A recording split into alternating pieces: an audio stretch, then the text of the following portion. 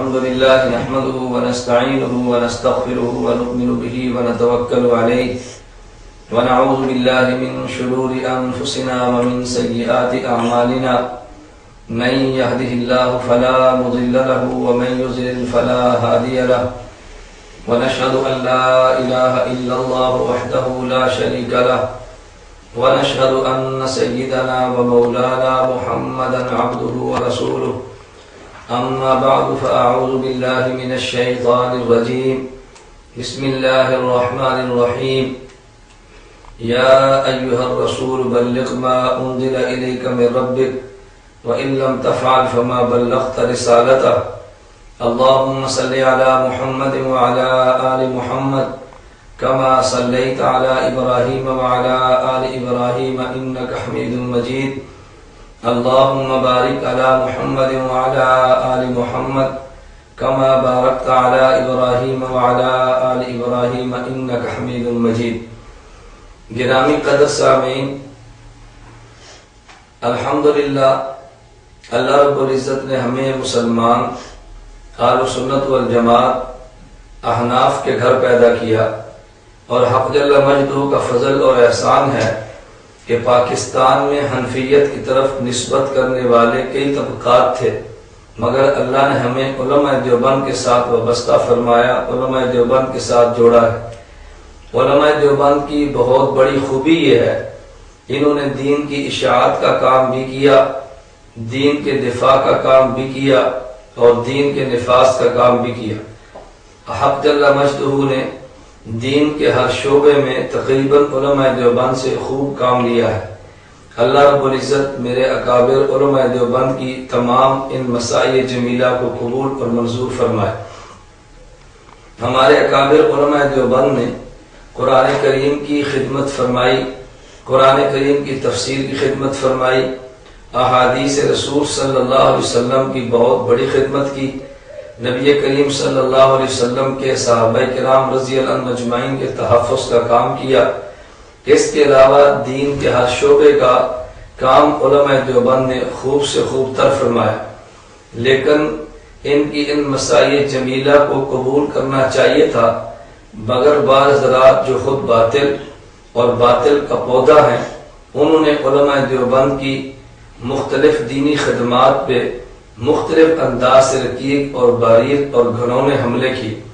ہم اکابر علماء دیوبند کی اس وقت دینی جو اہم خدمات ہیں، ان میں ایک بہت بڑی خدمت پوری دنیا میں تبلیغی جماعت کا قیام ہے، جنہوں نے بحمد اللہ تعالی کروڑوں کی تعداد میں لوگوں کے ایمان عقائد کو درست کیا، لوگوں کو اعمال کی زندگی دی ہے، اور بہت بڑی تعداد وہ ہے جو تبلیغی جماعت کی محنت کی برکت سے کلمہ پڑھ کر اسلام میں داخل ہوئی، اور بہت بڑی تعداد وہ ہے جو نام کی مسلمان تھی لیکن تبلیغی جماعت کی محنت کی وجہ سے وہ کام کی مسلمان بنی ہے۔ حضرت جی مولانا محمد الیاس نور اللہ برکتہ کی اس تحریک نے جنم ہندوستان سے لیا، لیکن پوری دنیا پہ تحریک یہ چھا گئی ہے، اور آج کفر کو یہ بات قطعاً نہیں بھاتی کہ یہ کام دن دگنا اور رات چگنا ترقی عطا کرے۔ کفر کو اس کام کو روکنے کے لیے کئی ایک رقیق حملے کرنے پڑے، اور ان میں یہ سمجھتا ہوں کہ ممکن ہے بعض افراد کو اس کے لیے تیار کیا گیا ہو کہ تبلیغی جماعت کی تحریر کردہ کتب جو حدیث میں ایک ممتاز مقام رکھتی ہیں، تبلیغی جماعت کے اکابر جن کا علم تقوی اور ورع مسلم ہے، تبلیغی جماعت کے حضرات علماء کہ جن کی دعوت کی وجہ سے لاکھوں کی تعداد میں لوگ دین قبول کر رہے ہیں، ان پر باقاعدہ منصوبہ بندی کے ساتھ حملے کیے گئے۔ میں چونکہ اتحاد اہل سنت والجماعت کا ناظم اعلیٰ ہونے کی حیثیت سے اپنی ذمہ داری سمجھتا ہوں کہ جہاں دین کے اور کام بیان کیے جائے تو وہ علماء جنہوں نے دین کی خدمات سر انجام دی ہیں، اگر ان پر کوئی شخص غیر معقول حملہ کرے، غیر معقول الزام لگائے، تو دلائل کے ساتھ ان الزامات کے جوابات دیے جائیں۔ سعودیہ آج سے 2 سال قبل میرا جانا ہوا، وہاں میں نے پاکستان کے رہنے والے ایک شخص توصیف الرحمان کی ویڈیو کیسٹیں دیکھی، اسی طرح سعودیہ میں ہندوستان کے رہنے والے ایک شخص معراج ربانی کی ویڈیو سیڈیز کو دیکھا کہ جس میں خصوصاً فضائل اعمال اور بہشتی زیور کی عبارات پہ قطع و برید کر کے اعتراضات کیے گئے۔ میں نے بحمد اللہ تعالی دلائل کے ساتھ ان کا جواب دیا، تاحال میرے ان دلائل کا جواب نہ ہی معراج ربانی انڈین نے دیا، نہ ہی توصیف الرحمان پاکستانی نے دیا۔ دریں اثناء بحمد اللہ تعالی ملک اور ملک سے باہر ہم اپنے مسلک کی اشاعت کے کام میں مصروف تھے کہ آپ حضرات کے علم میں ہوگا 15 مارچ 2010 کو میری گاڑی کو ایک حادثہ پیش آیا اور جس کی وجہ سے میرے بہت سارے اسفار جو باہر کے تھے وہ رکے اور گھر بیٹھ کر دینی خدمات کو سر انجام دینا شروع کیا۔ اس دوران مجھ سے بعض احباب نے تذکرہ کیا کہ ہماری تبلیغی جماعت کے بہت بڑے مبلغ، بہت بڑے عالم حضرت مولانا طارق جمیل صاحب دامت برکاتہم کی ذات گرامی پہ پاکستان کے ایک مولوی توصیف الرحمان نے پاک سرزمین کے شہر جدہ پہ بیٹھ کے اعتراضات بڑے گھنونے انداز میں کیے ہیں، تو ان کا جواب بھی دیا جائے۔ چنانچہ گزشتہ سب 11 اپریل 2010 کو رات کو میں نے توصیف الرحمان کی اس پوری گفتگو کو سنا، حضرت مولانا طارق جمیل دامت برکاتہم کے بیانات کو بھی سنا اور ان بیانات پہ جو اعتراضات کیے تو اس کا بخوبی جائزہ لیا۔ تو میں اس کو دیکھنے کے بعد اس نتیجے پر پہنچا ہوں کہ مولانا طارق جمیل دامت برکاتہم پر جو الزامات لگائے گئے نہ ہی ان کا تعلق نقل کے ساتھ ہے اور نہ ہی ان کا تعلق عقل کے ساتھ ہے۔ توصیف الرحمان نے گفتگو کی ہے اور توصیف الرحمان کی گفتگو سے قبل ایک عاقل نامی کھدری داڑھی والا شخص جو جدہ میں تھا اس نے میزبانی کی فرائض سر انجام دی۔ اس کی شکل دیکھیں تو پیغمبر صلی اللہ علیہ وسلم کی سنت کے خلاف، سر کے بال دیکھیں تو نبوت کے خلاف، لب و لہجہ دیکھیں تو دین اسلام کے خلاف زہر اگلتا ہوا، لیکن انداز یہ اختیار کیا کہ جدہ دعوی سینٹر حی السلامہ کی جانب سے ہم یہ پروگرام پیش کر رہے ہیں اور نام اس کا رکھا تبلیغ دین اور گمراہ مبلغین، اور جس شخص کو بیان کے لیے دعوت دی اس کا نام ہے توصیف الرحمان۔ مجلس کے اگلے خطیب ہیں فضیلت شیخ توصیف الرحمان اور آپ کا عنوان ہے تبلیغ دین اور گمراہ مبلغین۔ میری آئندہ گفتگو سننے کے بعد آپ 100% اس نتیجے پر پہنچیں گے کہ اس شخص عاقل یا اس کے گروپ جو وہاں پہ میڈیا میں کام کر رہا ہے تبلیغ دین اور گمراہ مبلغین کا نام بالکل صحیح منتخب کیا ہے، یعنی تبلیغ دین کے لیے جس شخص کا انتخاب کیا میں سمجھتا ہوں صرف وہ گمراہ مبلغ ہی نہیں بلکہ وہ توصیف الرحمان گمراہ کن مبلغ ہے۔ ایک تو یہ کہ بندہ خود مبلغ ہو اور ایک یہ کہ دوسروں خود گمراہ ہو اور ایک یہ کہ دوسروں کی گمراہی کا سبب بنے۔ تو اس گمراہ اور گمراہ کن مبلغ توصیف الرحمان کی گفتگو کا آپ انشاءاللہ کلپ وائز جواب ملاحظہ فرمائیں، اس کی گفتگو سنیں، اس پر میرے دلائل دیکھیں اور میں منتظر رہوں گا کہ جس طرح توصیف الرحمان کے اعتراضات کا جواب میں نے ریکارڈ کرایا آج وہ یوٹیوب الاتحاد.org ہماری ویب سائٹ پہ موجود ہے اور ابھی تک توصیف الرحمان کی زبان گنگ ہے اور اس کا جواب نہیں آیا۔ میں آج ان کے اعتراضات کا جواب دینے کے بعد بھی منتظر رہوں گا کہ کب توصیف الرحمان ہمارے اس دفاع کے جوابات ہمارے سامنے بیان کرتے ہیں یا کب میڈیا پر آ کر اپنے بیان کو ریکارڈ کراتے ہیں۔ جہاں تک میزبان عاقل کا تعلق ہے تو میں اپنی گفتگو میں عاقل کی گفتگو کو بنیاد بنا کر بات کرتا ہوں۔ اسی عاقل نے یہ کہا قل جاء الحق وزهق الباطل قل جاء الحق وزهق الباطل ان الباطل کان زہوقا۔ یہ آیت کریمہ پڑھنے کے بعد عاقل نے کہا کہ ہمارا طرز وہ ہے جو ہم نے اپنے اسلاف سے اخذ کیا ہے۔ امام ابن تیمیہ رحمہ اللہ کے حوالے سے نقل کیا کسی شخص نے حضرت امام احمد بن حنبل رحمہ اللہ تعالی سے عرض کیا حضرت فلاں شخص کو ضعیف اور کذاب کہنے کو دل چاہتا ہے لیکن مناسب نہیں سمجھتا، میں کذاب اور ضعیف کہتے ہوئے اپنے اوپر ایک بوجھ محسوس کرتا ہوں۔ حضرت امام احمد بن حنبل رحمہ اللہ نے فرمایا اگر تم اس کو کذاب اور ضعیف نہیں کہو گے تو جاہل اس کی باتوں سے بچیں گے کیسے؟ اس لیے ہم کذاب اور ضعیف کہتے ہیں تاکہ جہلا ان لوگوں کی باتوں سے بچ سکے۔ میں عاقل کے بیان کردہ حوالے پر اعتماد کرتے ہوئے کہنا چاہتا ہوں کہ اگر توصیف الرحمان کو کذاب اور دجال میں نہ کہوں تو لوگ اس کی داڑھی، اس کا جبہ، پاک سرزمین جدہ پہ ہونے والی مسجد میں گفتگو اور سر پہ سعودی رومال کو دے کر دھوکے میں آئیں گے۔ دجال دجل سے ہے، دجل کا معنی خلط مت کرنا ہے۔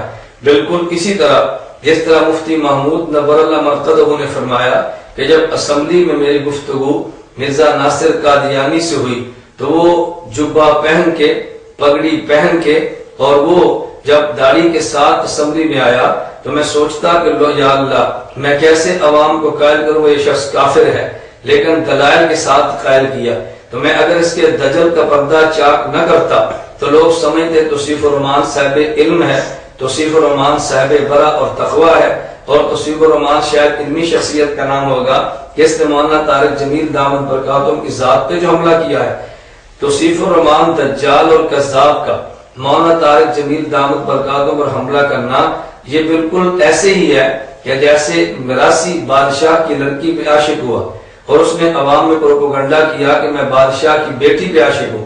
لوگوں نے کہا کہ یہ بادشاہ کی شہزادی تجھے نہیں مل سکتی، اس کے عشق میں مبتلا ہونے کا تجھے فائدہ۔ اس میراثی نے کہا میں سمجھتا ہوں کہ یہ لڑکی مجھے نہیں مل سکتی۔ کسی نے کہا نہیں ملے گی اور تجھے چوک پر جوتے بھی پڑیں گے، تو اس نے کہا میرے علم میں ہم مجھے جوتے پڑیں گے، لیکن جب چوک پر جوتے لگیں تو لوگ پوچھیں گے جوتے کیوں لگتے ہیں، تو کہیں گے شہزادی کے عاشق کو جوتے لگتے ہیں، جوتے لگے نسبت تو بڑی ہوگی۔ تو توصیف الرحمان کذاب اور دجال نے سمجھا کہ چلو چوک پہ جوتے تو پڑیں، لیکن یہ تو ہوگا کہ تنقید مولانا طارق جمیل پر کی ہے۔ میں اس کو اپنی پنجابی زبان میں کہتا ہوں ذات دی کوڑ کلی اور شتیرہ نال جپ ہے۔ توصیف الرحمان اپنے اوقات کو دیکھ اور مولانا طارق جمیل دامت برکاتہم شخصیت اور ذات گرامی کو دیکھ، اللہ تجھے کچھ عقل اور ہدایت عطا فرمائے۔ خیر پھر اس شخص نے ایک شعر پڑھا اور کہا دستار کے ہر تار کی تحقیق ہے لازم، ہر صاحب دستار معزز نہیں ہوتا۔ دستار کے ہر تار کی تحقیق ہے لازم، دستار کے ہر تار کی تحقیق ہے لازم، ہر صاحب دستار معزز نہیں ہوتا۔ میں عاقل صاحب کی خدمت میں گزارش کروں گا ذرا اس شعر کو بھی ایک مرتبہ بیان کر دیں۔ رومال کے ہر تار کی تحقیق ہے لازم، ہر صاحب رومال معزز نہیں ہوتا۔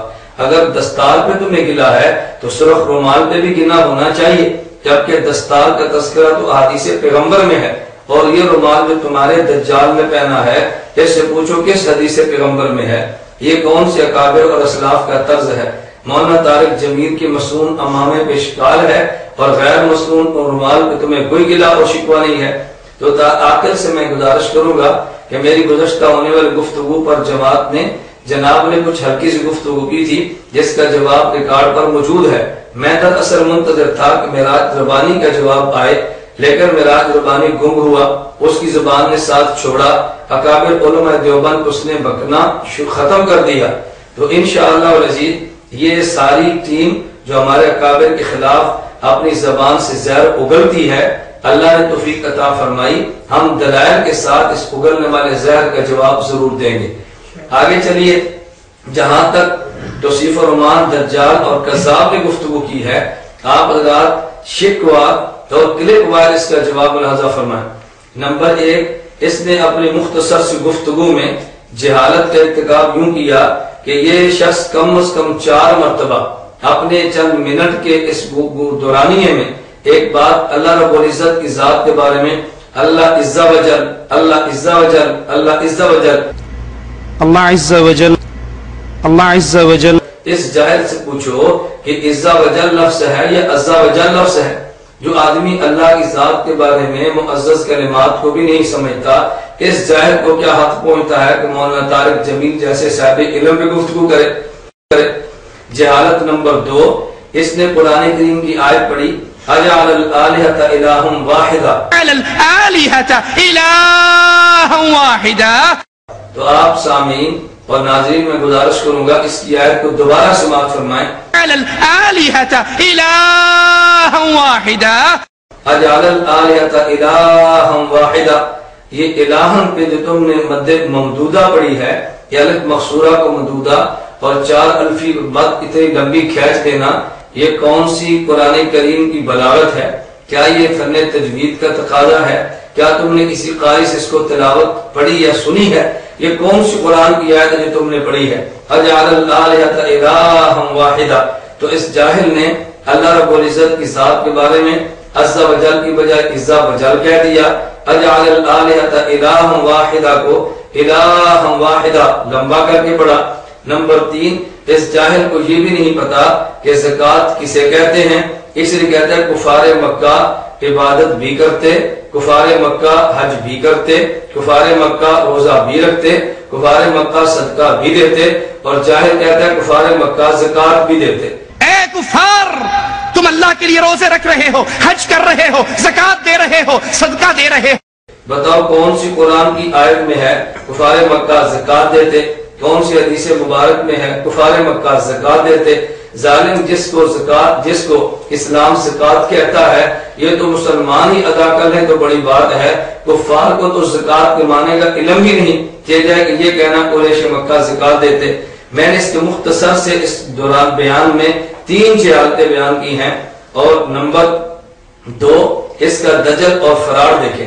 گفتگو اس انداز میں کرتا ہے کہ بہت سارے لوگ وہ ہیں جو قربانی کی کھالیں جمع کرنے پہ بندے جمع کرتے ہیں، سینٹ کی سیٹ کے لیے بندہ جمع کرتے ہیں، کشمیر بنے گا پاکستان کے نعرے پہ لوگ جمع کرتے ہیں، اور مشرکین اور کفار کو ساتھ بلاتے ہیں، کبھی جلیل نقوی شیعہ کو بلاتے ہیں، کبھی مفتی منیب الرحمان بریلوی کو بلاتے ہیں، کبھی نورانی کے بیٹے کو بلاتے ہیں۔ 2 گھنٹے کی تقریریں سن لیجئے، 3 دن کے اجتماع اٹینڈ کر کے دیکھ لیجئے، آپ کو لا الہ الا اللہ کی دعوت دینے والا خال نظر آئے گا۔ وہاں پر تبلیغ کی دعوت ہے، وہاں پر چلے کی دعوت ہے، وہاں پر سہروزے کی دعوت ہے، وہاں پر لڑنے اور مرنے کی دعوت ہے، زمینوں کو آزاد کرانے کی دعوت ہے، کشمیر بنے گا پاکستان کی دعوت ہے، وہاں پر قربانی کی کھالیں اکٹھی کرنے کی دعوت ہے، لیکن لا الہ الا اللہ کی دعوت نہیں ہے، توحید کی دعوت نہیں ہے، اور ظلم در ظلم توحید کی دعوت بھی چھٹ گئی، توحید کے دشمنوں کو اپنے گلے بھی لگا لیا گیا۔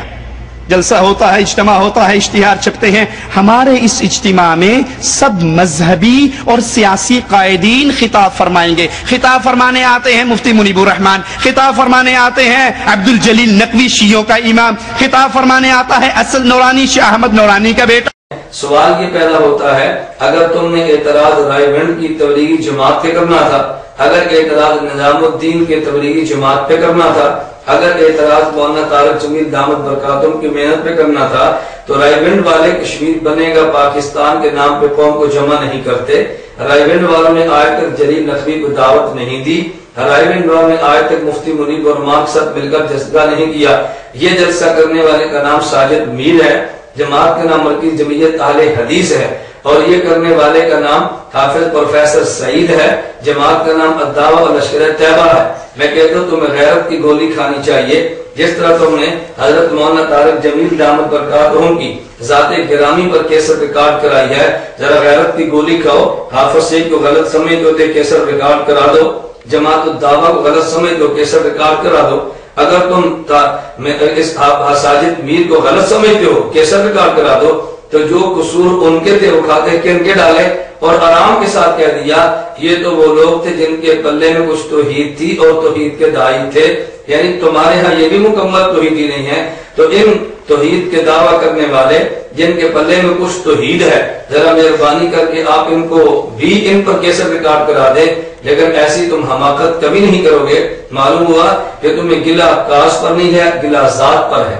اگر گلہ کاس پہ نہ ہوتا، اگر گلہ کاس پہ ہوتا تو حافظ سعید کا نام بھی لیتا، تقریر ریکارڈ کراتا، جماعت الدعوہ کا نام لیتا، تقریر ریکارڈ کراتا، حافظ ساجد میر کا نام لیتا اور بیان ریکارڈ کرا دیتا، مرکزی جمعیت اہل حدیث کا نام لیتا اور بیان بھی ریکارڈ کرا دیتا۔ مولانا طارق جمیل دامت برکاتہم کا نام لیا ہے، تبلیغی جماعت کا نام لیا ہے، لیکن ان جماعتوں کا نام حذف کر جانا اس بات کی دلیل ہے کہ بالکل عنوان ٹھیک قائم کیا، تبلیغی دین اور گمراہ مبلغین۔ گمراہ مبلغین کا کام ہی یہ ہے کہ حق بات کو چھپا دو اور جو حق ہو اس کے اوپر تنقید کر دو۔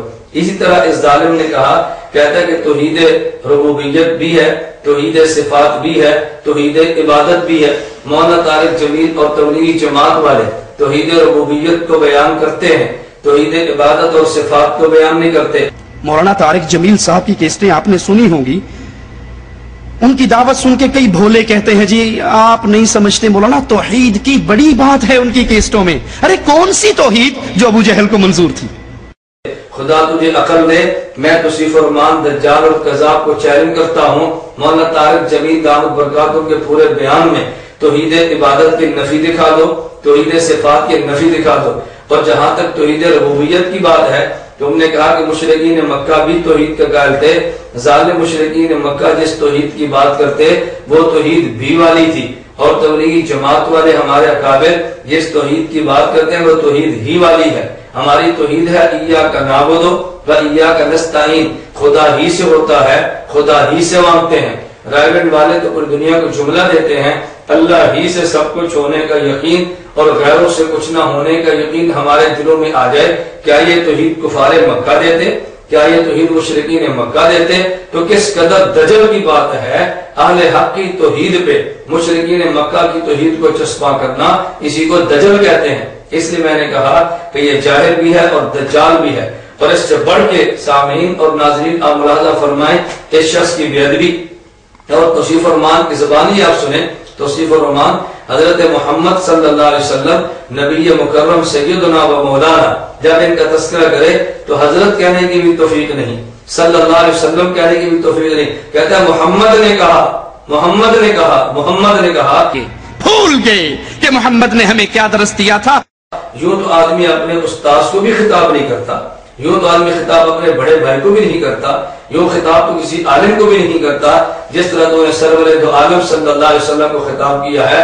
معلوم ہوا کہ محض طارق جمیل دامت برکاتہم سے چڑھ نہیں ہے، محض تبلیغی جماعت کے اکابر کا بغض نہیں ہے، محض امام ابو حنیفہ سے دکھ نہیں ہے، بلکہ تمہارے دل کا بغض تو سیدنا حضرت محمد صلی اللہ علیہ وسلم کی ذات گرامی تک پہنچتا ہے۔ اس مختصر سے دورانیے میں نے توصیف الرحمان دجال اور کذاب کا دجل، اس کی جہالت اور اس کی بے ادبی بیان کی ہے۔ اللہ مجھے اور آپ کو اس کے دجل سے بھی محفوظ رکھے، اللہ ہمیں بے ادب ہونے سے بھی محفوظ رکھے، اللہ رب ہمیں جہالت کی بجائے اہل حق والا علم عطا فرمائے۔ گرامی قدر سامعین اور ناظرین، آپ ذرا سماعت فرمائیں اور دیکھیں اس کا دجل اور اس کا افتراء حضرت مولانا طارق جمیل صاحب دامت برکاتہم پر۔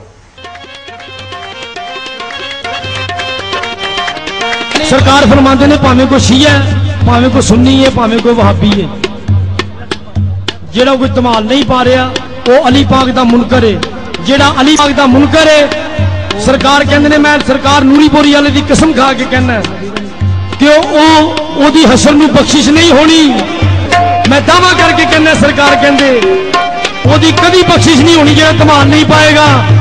ان تالیوں کے بجانے کو، ان سیٹیاں مارنے کو کفار مکہ عبادت سمجھتے تھے۔ آج جائیے درگاہوں کی منظر کو دیکھ لیجئے، وہاں بھی صوفیہ جوہالہ ڈھول پیٹ رہے ہیں، چمٹے بج رہے ہیں، تالیاں بج رہی ہیں، جیسے مولوی طارق جمیل کے آنے پر تالیاں بجائے گی۔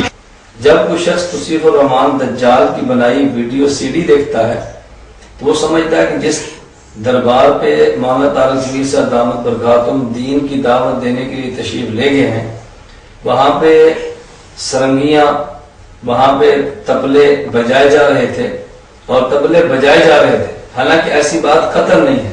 اس نے دجل سے کام لیا ہے، جہاں یہ سرنگیاں اور یہ ساز بجایا جا رہا اور جہاں پہ یہ ننگا پیر بیٹھا دمار ڈالتا اور ڈلواتا ہے، یہ جگہ الگ ہے، اور جس دربار پہ مولانا طارق جمیل صاحب گئے ہیں دعوت دینے کے لیے یہ موری شریف گجرات کا دربار الگ ہے۔ تو کہاں کی بات کہاں فٹ کی، یہ توصیف الرحمان جیسے دجال ہی کو زیب دیتا ہے۔ چاہیے تو یہ تھا جہاں مولانا تشریف لے گئے وہاں دکھاتا دھمال ہوتی، وہاں دکھاتا تبلا بجتا، وہاں دکھاتا سرنگیاں ہوتی، وہاں دکھاتا ساز ہوتا۔ جب وہاں سے نہیں ملا تو ساز تبلا کی اور سے لیا، مولانا طارق جمیل دامت برکاتہم کو بیان کی اور سے لیا، اور اکٹھا کر کے عوام کے سامنے عوام کو گمراہ کرنے کے لیے پیش کر دیا۔ تو یہ دجل مولانا طارق جمیل صاحب دامت برکاتہم پہ افتراء یہ توصیف الرحمان جیسے دجال اور کذاب ہی کو زیب دیتا ہے،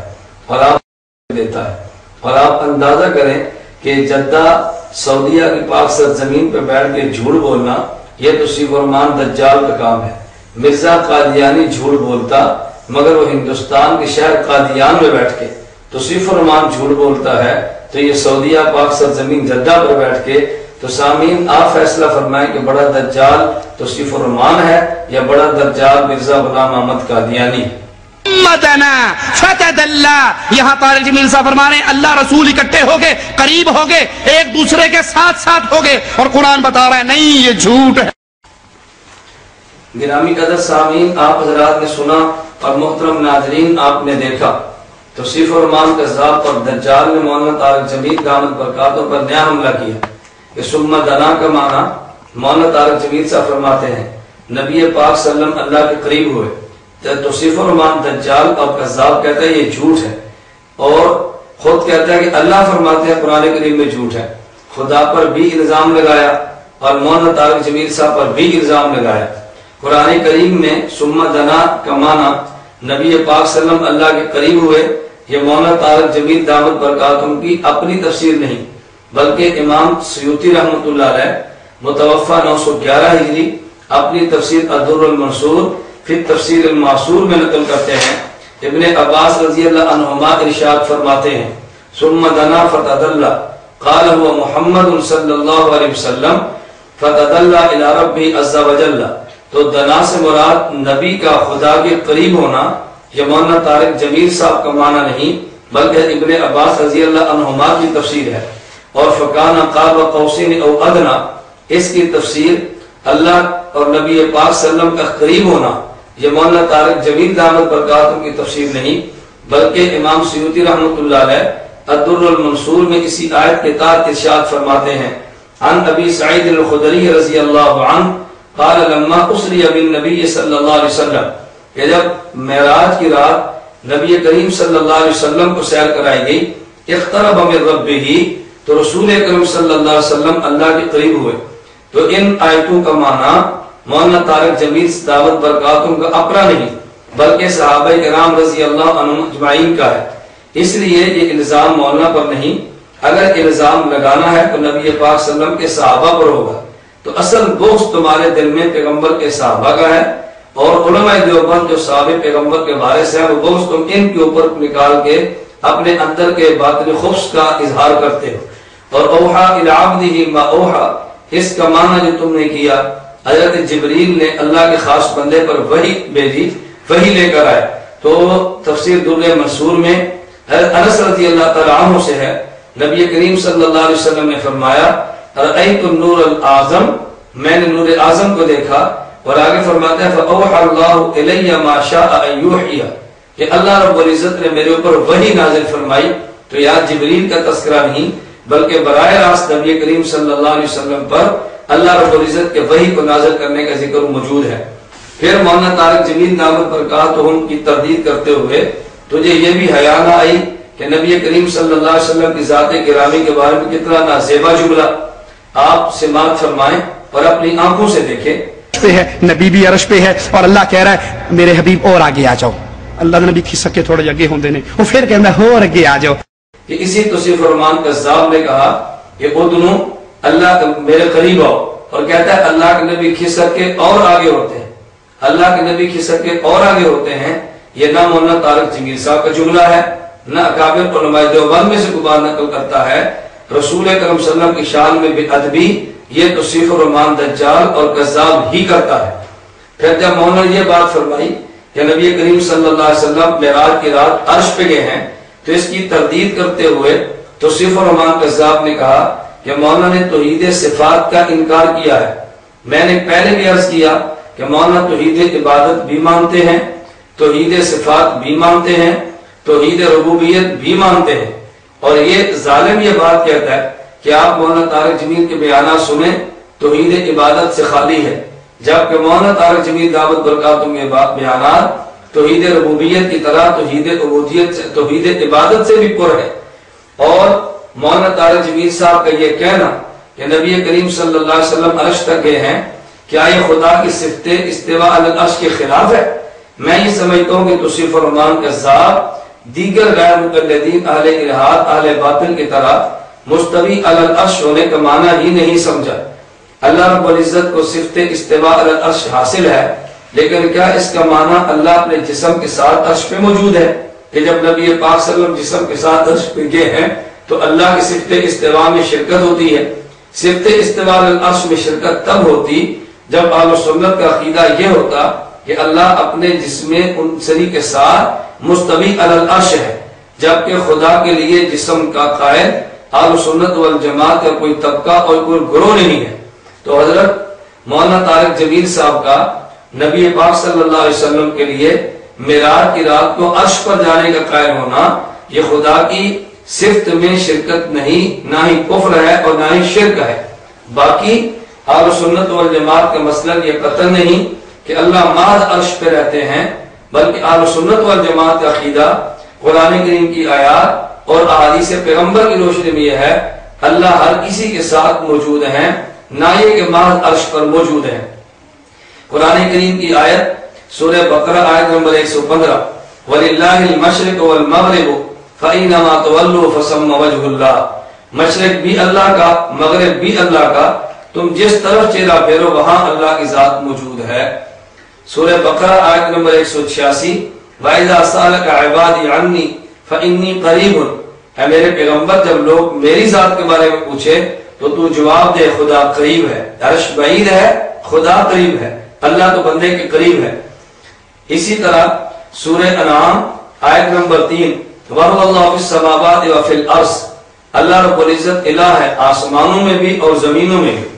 سورہ توبہ آیت نمبر 40 لا تحزن ان اللہ معنا، اللہ کے پیغمبر صلی اللہ علیہ وسلم نے حضرت ابو بکر صدیق رضی اللہ عنہ سے فرمایا لا تحزن ان اللہ معنا، غم مت کرو اللہ ہمارے ساتھ ہے۔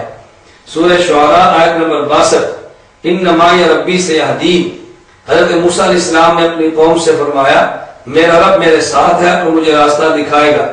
سورہ قاف آیت نمبر 16 وَنَحْنُ أَقْرَبُ إِلَيْهِ مِنْ حَبْلِ الْوَرِيدِ، اللہ خود ارشاد فرماتے ہیں کہ ہم تمہاری شاخ سے بھی قریب ہیں۔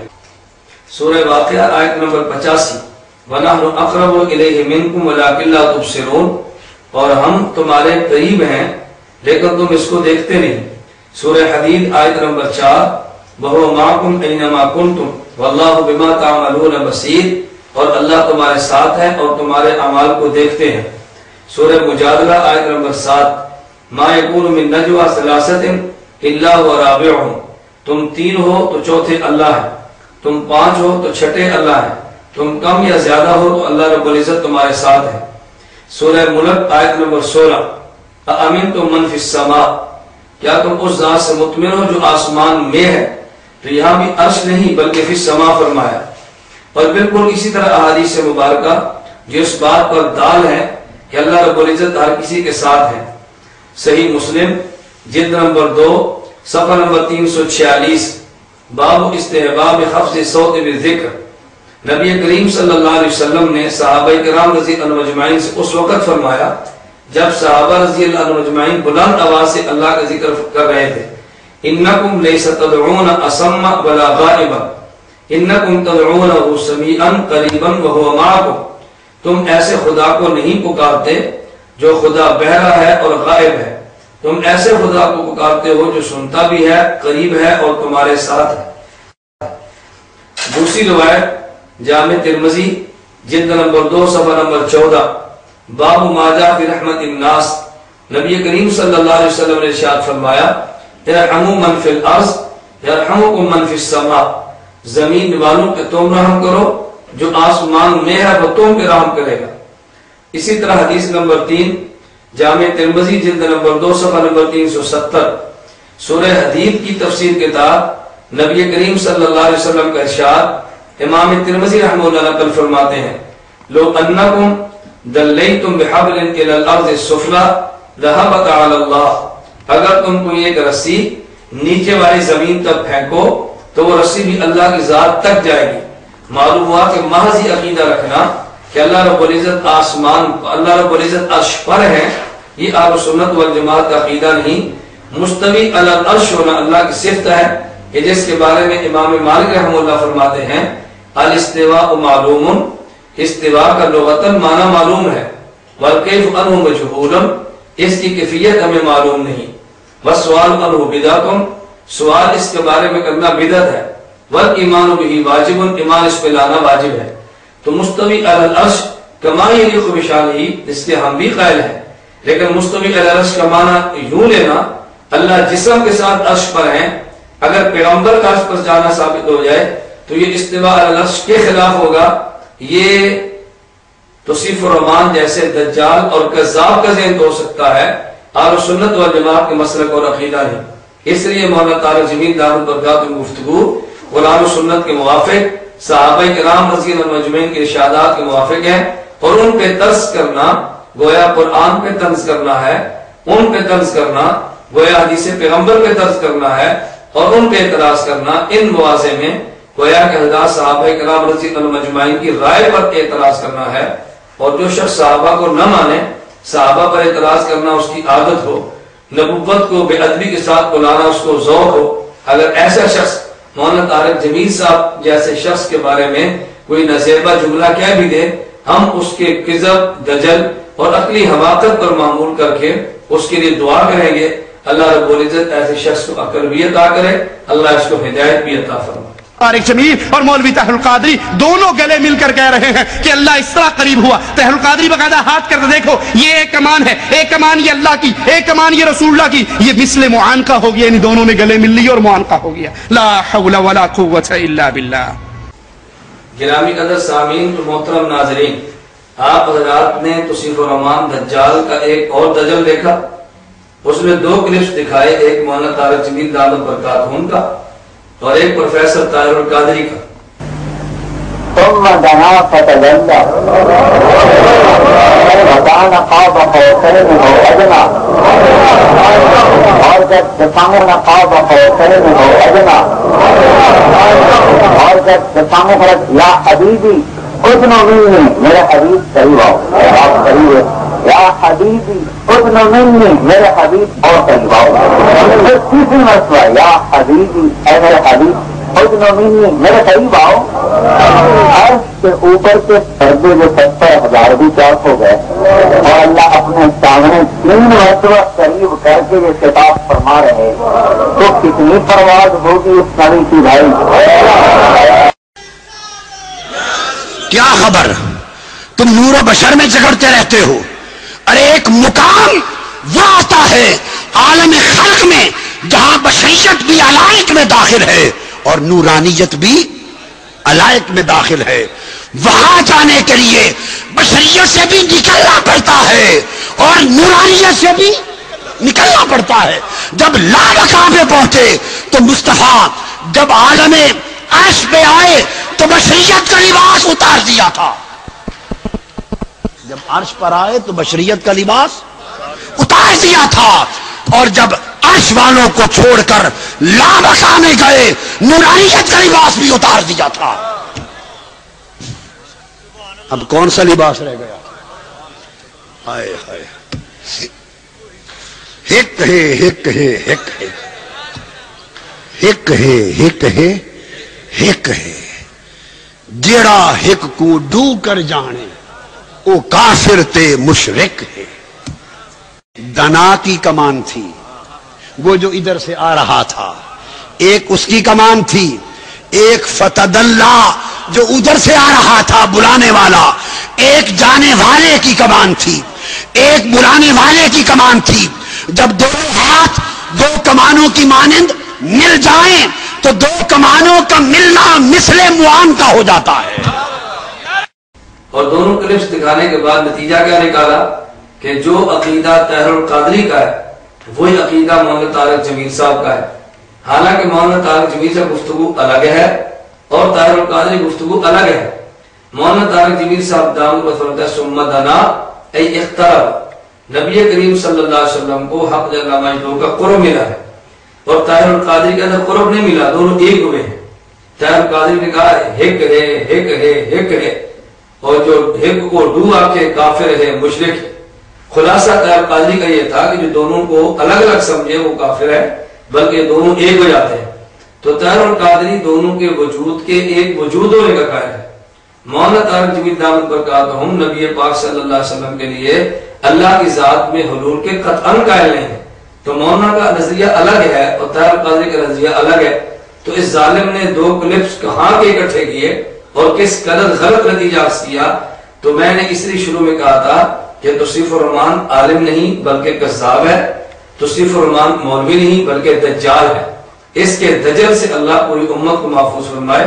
اس کے کذب اور شر سے خدا پوری امت مسلمہ کو محفوظ رکھے۔ حدیث سنیے مولانا طارق جمیل صاحب کی بیان کردہ۔ ابو ہریرہ نے رسول اللہ صلی اللہ علیہ وسلم سے پوچھا آپ کو نبوت کب ملی؟ تو آپ نے فرمایا ابھی آدم علیہ السلام کا کہیں وجود نہیں تھا اور اللہ مجھے محمد کو نبی بنا چکا۔ کب تھے، کب نبوت ملی؟ ابو ہریرہ رضی اللہ تعالیٰ عنہ پوچھ رہے ہیں متى وجبت لک النبوہ، یا رسول اللہ آپ کو نبوت کب ملی؟ اس کا جواب کیا تھا؟ اس کا جواب یہ تھا کہ آپ ارشاد فرماتے 40 سال کی عمر میں رمضان شریف کے مہینے میں 17 تاریخ کو غار حرا میں میرے پاس فرشتہ آیا اور مجھے نبوت دے گیا۔ یہ اس کا جواب تھا۔ جواب کیا آیا؟ یہ جواب نہیں دیا، جواب کیا آیا؟ کنت نبیا وان آدم بین الروح والجسد، ابھی آدم علیہ السلام کا کہیں وجود نہ تھا اور اللہ مجھے نبی بنا چکا تھا۔ انا للہ و انا الیہ راجعون۔ اے کاش مولانا آپ ہر پڑی ہوئی چیز کو بیان کرنے سے پہلے ایک لمحے کے لیے رک کر یہ تو سوچ لیں کیا یہ اللہ کے نبی کی حدیث ہے یا آپ کے ذمہ جھوٹ باندھا گیا ہے؟ کیونکہ رسول اللہ صلی اللہ علیہ وسلم نے فرمایا، رسول اللہ صلی اللہ علیہ وسلم نے فرمایا من کذب علی متعمدا، جو جان بوجھ کے بغیر تحقیق کے میرے اوپر جھوٹ باندھتا ہے وہ اس دنیا میں رہتے ہوئے اپنا ٹھکانہ جہنم میں بنا لے، او کما قال علیہ الصلوۃ والسلام۔ کاش اس من گھڑت روایت، اس جھوٹی روایت کو فرمان رسول کہتے ہوئے آپ کی زبان لڑکھڑا جاتی، آپ رک جاتے۔ یہ حدیث رسول نہیں ہے، یہ جھوٹ ہے جو محمد رسول اللہ صلی اللہ علیہ وسلم کے ذمہ لگایا گیا۔ گرامی قدر سامعین، محترم ناظرین، توصیف الرحمان دجال اور کذاب نے مولانا طارق جمیل دامت برکاتہم کی بیان کردہ حدیث پر ایک بالکل جاہلانہ قسم کی اس پہ جرح کی ہے۔ مولانا طارق جمیل دامت برکاتہم فرماتے ہیں حضرت ابو ہریرہ رضی اللہ تعالی عنہ نے پوچھا یا رسول اللہ متى وجبت لک النبوہ، کہ یا رسول اللہ آپ کو نبوت کب ملی ہے؟ نبی کریم صلی اللہ علیہ وسلم نے ارشاد فرمایا کنت نبیا وان آدم بین الروح والجسد۔ اس پر توصیف الرحمان کذاب نے کہا کہ یہ حدیث موضوع اور من گڑت ہے، اور مولانا طارق جمیل صاحب کو چاہیے کہ ہر گری ہوئی چیز کو اٹھانے سے پہلے سوچنا چاہیے کہ یہ کس قسم کی چیز میں اٹھا رہا ہوں۔ الیاذ باللہ، نبی کریم صلی اللہ علیہ وسلم کی صحیح حدیث کو موضوع اور من گھڑت کہنا، نبی پاک صلی اللہ علیہ وسلم کے ارشاد گرامی کو گری ہوئی چیز کہنا، یہ توصیف الرحمان جیسے دجال اور کذاب ہی کو زیب دیتا ہے۔ کم از کم عام معمولی سا ایمان رکھنے والا مسلمان اور مومن بھی اپنی زبان سے اتنی جرأت اور بے باکی کے ساتھ رسول اکرم صلی اللہ علیہ وسلم کی حدیث مبارک کے بارے میں ایسا جملہ نہیں کہہ سکتا۔ مجھے توصیف الرحمان کی یہ بات سننے کے بعد حجت الارض رئیس المناظرین حضرت مولانا محمد امین اکالی نور اللہ مرخدہ کا جملہ یاد آیا کہ جب حضرت سے کسی نے سوال کیا کہ حضرت ایک دیوبند سے تعلق رکھنے والا نوجوان اہل حدیث ہو جاتا ہے لیکن جب اس کو حدیث دکھائیں پھر وہ واپس دیوبندی اور حنفی بننے کے لیے تیار کیوں نہیں ہوتا؟ فرمایا وجہ یہ ہے کہ اہل دیوبند نبی پاک صلی اللہ علیہ وسلم کے عشق اور محبت عام آدمی کے دل اور دماغ میں ڈال دیتے ہیں، اور جب اس کو کوئی شخص دھوکہ دینے کے لیے بات کہتا ہے کہ دیکھو ایک طرف امام ابو حنیفہ کا مسلک ہے اور ایک طرف نبی پاک صلی اللہ علیہ وسلم کا ارشاد گرامی ہے، تو وہ سمجھتا ہے کہ حضور کی حدیث کے خلاف امام ابو حنیفہ کا مسلک ہے۔ حدیث پیغمبر کا عشق علماء دیوبند نے دیا ہوتا ہے، وہ بہت جلد مسلک اہل حدیث قبول کرتا ہے، لیکن اہل حدیث مسلک قبول کرنے کے بعد اہل حدیث غیر مقلد علماء رسول اکرم صلی اللہ علیہ وسلم کا عشق دل سے ختم کرتے ہیں، پیغمبر کی احادیث کا دل اور دماغ سے محبت کھرچ دیتے ہیں۔ اس لیے جب نبی پاک صلی اللہ علیہ وسلم کی محبت اور حضور صلی اللہ علیہ وسلم کے ارشادات گرامی کی وقت نہ رہے تو پھر آپ 40 احادیث بھی سنائے تو بندہ واپس آنے کے لیے تیار نہیں ہوگا۔ اور حضرت کے اس جملے کی تائید توصیف الرحمان دجال کا جملہ کر رہا ہے کہ نبی پاک صلی اللہ علیہ وسلم کی صحیح حدیث کو موضوع اور مانگڑ کس طرح جرأت بے باکی اور ڈٹائی کے ساتھ کہہ رہا ہے، اور حضور اکرم صلی اللہ علیہ وسلم کی حدیث کے بارے میں یہ جملہ کہنا کہ مولانا طارق جمیل صاحب کو چاہیے ہر پڑھی ہوئی چیز کو بیان کرنے سے پہلے سوچنے کے لیے کون سی بات ہے۔ جہاں تک اس حدیث مبارک کا تعلق ہے جو مولانا طارق جمیل دامت برکاتہم نے بیان فرمائی ہے، تو یہ حدیث حضرت امام ترمذی رحمۃ اللہ علیہ نے اپنی کتاب جامع ترمذی ابواب المناقب باب ما جاء فی فضل نبی صلی اللہ علیہ وسلم کے تحت حضرت ابو ہریرہ رضی اللہ تعالی عنہ سے بیان کی ہے عن ابی ہریرہ رضی اللہ عنہ قال قالوا یا رسول اللہ صلی اللہ علیہ وسلم متى وجبت لك النبوہ، یا رسول اللہ آپ کو نبوت کب ملی ہے؟ نبی کریم صلی اللہ علیہ وسلم نے فرمایا وآدم بین الروح والجسد، جس وقت آدم اور ان کی حضرت آدم روح اور جسد کے درمیان تھے، یعنی ابھی تک حضرت آدم علیہ السلام کو دنیا میں وجود مبارک بھی نہیں ملا تھا، اللہ نے مجھے نبوت عطا فرما دی تھی۔ حضرت امام ترمذی فرماتے ہیں قال ابو عیسیٰ ھذا حدیث حسن صحیح، یہ حدیث حسن اور صحیح ہے۔ تو گرامی قدر سامعین آپ فرمائیں ایک حدیث کو امام ترمذی حسن اور صحیح فرما دیں تو صرف فرمان اس کو موضوع اور من گھٹ کہہ دے، اب امام ابو عیسیٰ ترمذی رحمۃ اللہ علیہ کی بات کو مانیں یا ہم تو صرف فرمان دجال اور کذاب کی بات کو مانیں؟ اور یہی حدیث مبارک وآدم بین الروح والجسد، نبی کریم صلی اللہ علیہ وسلم نے فرمایا مجھے اس وقت نبوت ملی جب حضرت آدم روح اور جسد کے درمیان، اور امام حاکم فرماتے ہیں ھذا حدیث صحیح الاسناد ولم یخرجہ، یہ حدیث صحیح بخاری اور صحیح مسلم کی شرائط کے مطابق ہے، اگرچہ انہوں نے اس حدیث کو اپنی کتب میں نہیں تحریر فرمایا۔ وشاہدہ حدیث الاوزاعی الذی، اور اس حدیث کا شاہد بھی موجود ہے جو حضرت ابو ہریرہ رضی اللہ تعالیٰ عنہ کی حدیث مبارک ہے قیل للنبی صلی اللہ علیہ وسلم متى وجبت لك النبوۃ، نبی پاک صلی اللہ علیہ وسلم سے عرض کیا گیا حضور آپ کو نبوت کب ملی ہے؟ نبی پاک صلی اللہ علیہ وسلم نے فرمایا بین خلق آدم ونفخ الروح فی، حضرت آدم علیہ السلام کے وجود اور اس میں روح ڈالنے کے درمیان، یعنی جس وقت آدم علیہ السلام کا جسد مبارک ابھی مکمل نہیں بنا، آدم علیہ السلام کی روح اس میں نہیں ڈلی، حضرت آدم علیہ السلام کا وجود مبارک دنیا میں نہیں آیا، نبی پاک صلی اللہ علیہ وسلم کو نبوت اس وقت بھی مل چکی تھی۔ اسی طرح اس حدیث مبارک کو اتحاف الخیرت المہرہ لزوائد المسانید العشرہ، حضرت عبداللہ بن شقیق میسرہ سے نقل کرتے ہیں، کہتے ہیں سألت النبی صلی اللہ علیہ وسلم متى كنت نبیا، متى كنت نبیا، یا رسول اللہ فرمائیں نبی پاک صلی اللہ علیہ وسلم اللہ رب العزت نے آپ کو نبوت کب عطا کی؟ تو حضور اکرم صلی اللہ علیہ وسلم فرمائے كنت نبیا وآدم بین الروح والجسد۔ تو یہ حدیث مبارک جو حضرت مولانا طارق جمیل صاحب نے بیان فرمائی ہے، میں نے پھر وقت 3 حوالہ جات اس کے بیان کر دی ہیں، اور گرامی قدر سامعین آپ اس بات پر حیرت ہوگی کہ توصیف الرحمان دجال جیسا غیر مقلد اس حدیث کو موضوع اور من گھڑت کہتا ہے، اور غیر مقلدین کا ماضی قریب میں دنیا سے رخصت ہونے والا فن اسماء الرجال کا امام حافظ ناصر الدین البانی اسی حدیث کو صحیح کہتا ہے۔ یہی جامع ترمذی دار احیاء تراث عربی بیروت سے چھپی ہے محمد احمد شاکر کے تعلیق اور تخریج کے ساتھ، اس میں یہ بات درج ہے کہ ناصر الدین البانی نے اس حدیث کو صحیح کہا۔ تو میں گزارش کرنا چاہتا ہوں کہ جو حدیث مبارک مولانا طارق جمیل صاحب جامع کا بات جیسے وائز خطیب اور عالم جید نے بیان فرمائی ہے، یہ حدیث صحیح ہے، اور اس حدیث کو موضوع اور من گھڑت کہنا یہ توصیف الرحمان دجال اور کذاب کی اپنی اختراع ہے، اس کا اپنا عنوان ہے اور اس کا دجل اور فراڈ ہے۔ اللہ رب العزت ہمیں نبی کریم صلی اللہ علیہ وسلم کی حدیث کو لینے کی توفیق عطا فرمائے اور توصیف الرحمان جیسے دجالوں اور کذابوں سے محفوظ۔ نبی مختار کل ہیں، نبی با اختیار ہیں، یہ دعویٰ مولانا طارق جمیل کا۔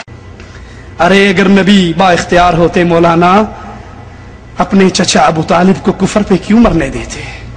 ارے اگر با اختیار ہوتے عائشہ پر تہمت کیوں لگتی؟ اگر با اختیار ہوتے 70 قاری آپ سے مانگ کر لے گئے اور شہید کر دیے گئے؟ اگر با اختیار ہوتے زہر والا کھانا کیوں کھا جاتے؟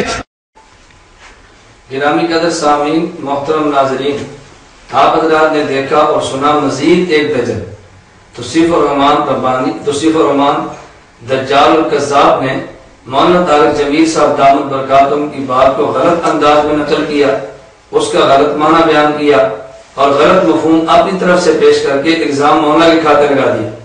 کہتا ہے کہ مولانا طارق جمیل صاحب یہ کہہ رہے ہیں نبی پاک صلی اللہ علیہ وسلم خود مختار ہے، اگر نبی با اختیار ہوتے تو نبی کو پتھر کیوں لگتے؟ اگر نبی پاک صلی اللہ علیہ وسلم با اختیار ہوتے چچا بغیر کلمے کے کیوں جاتا؟ اگر نبی پاک صلی اللہ علیہ وسلم با اختیار ہوتے با اختیار ہوتے صحابہ شہید کیوں ہوتے؟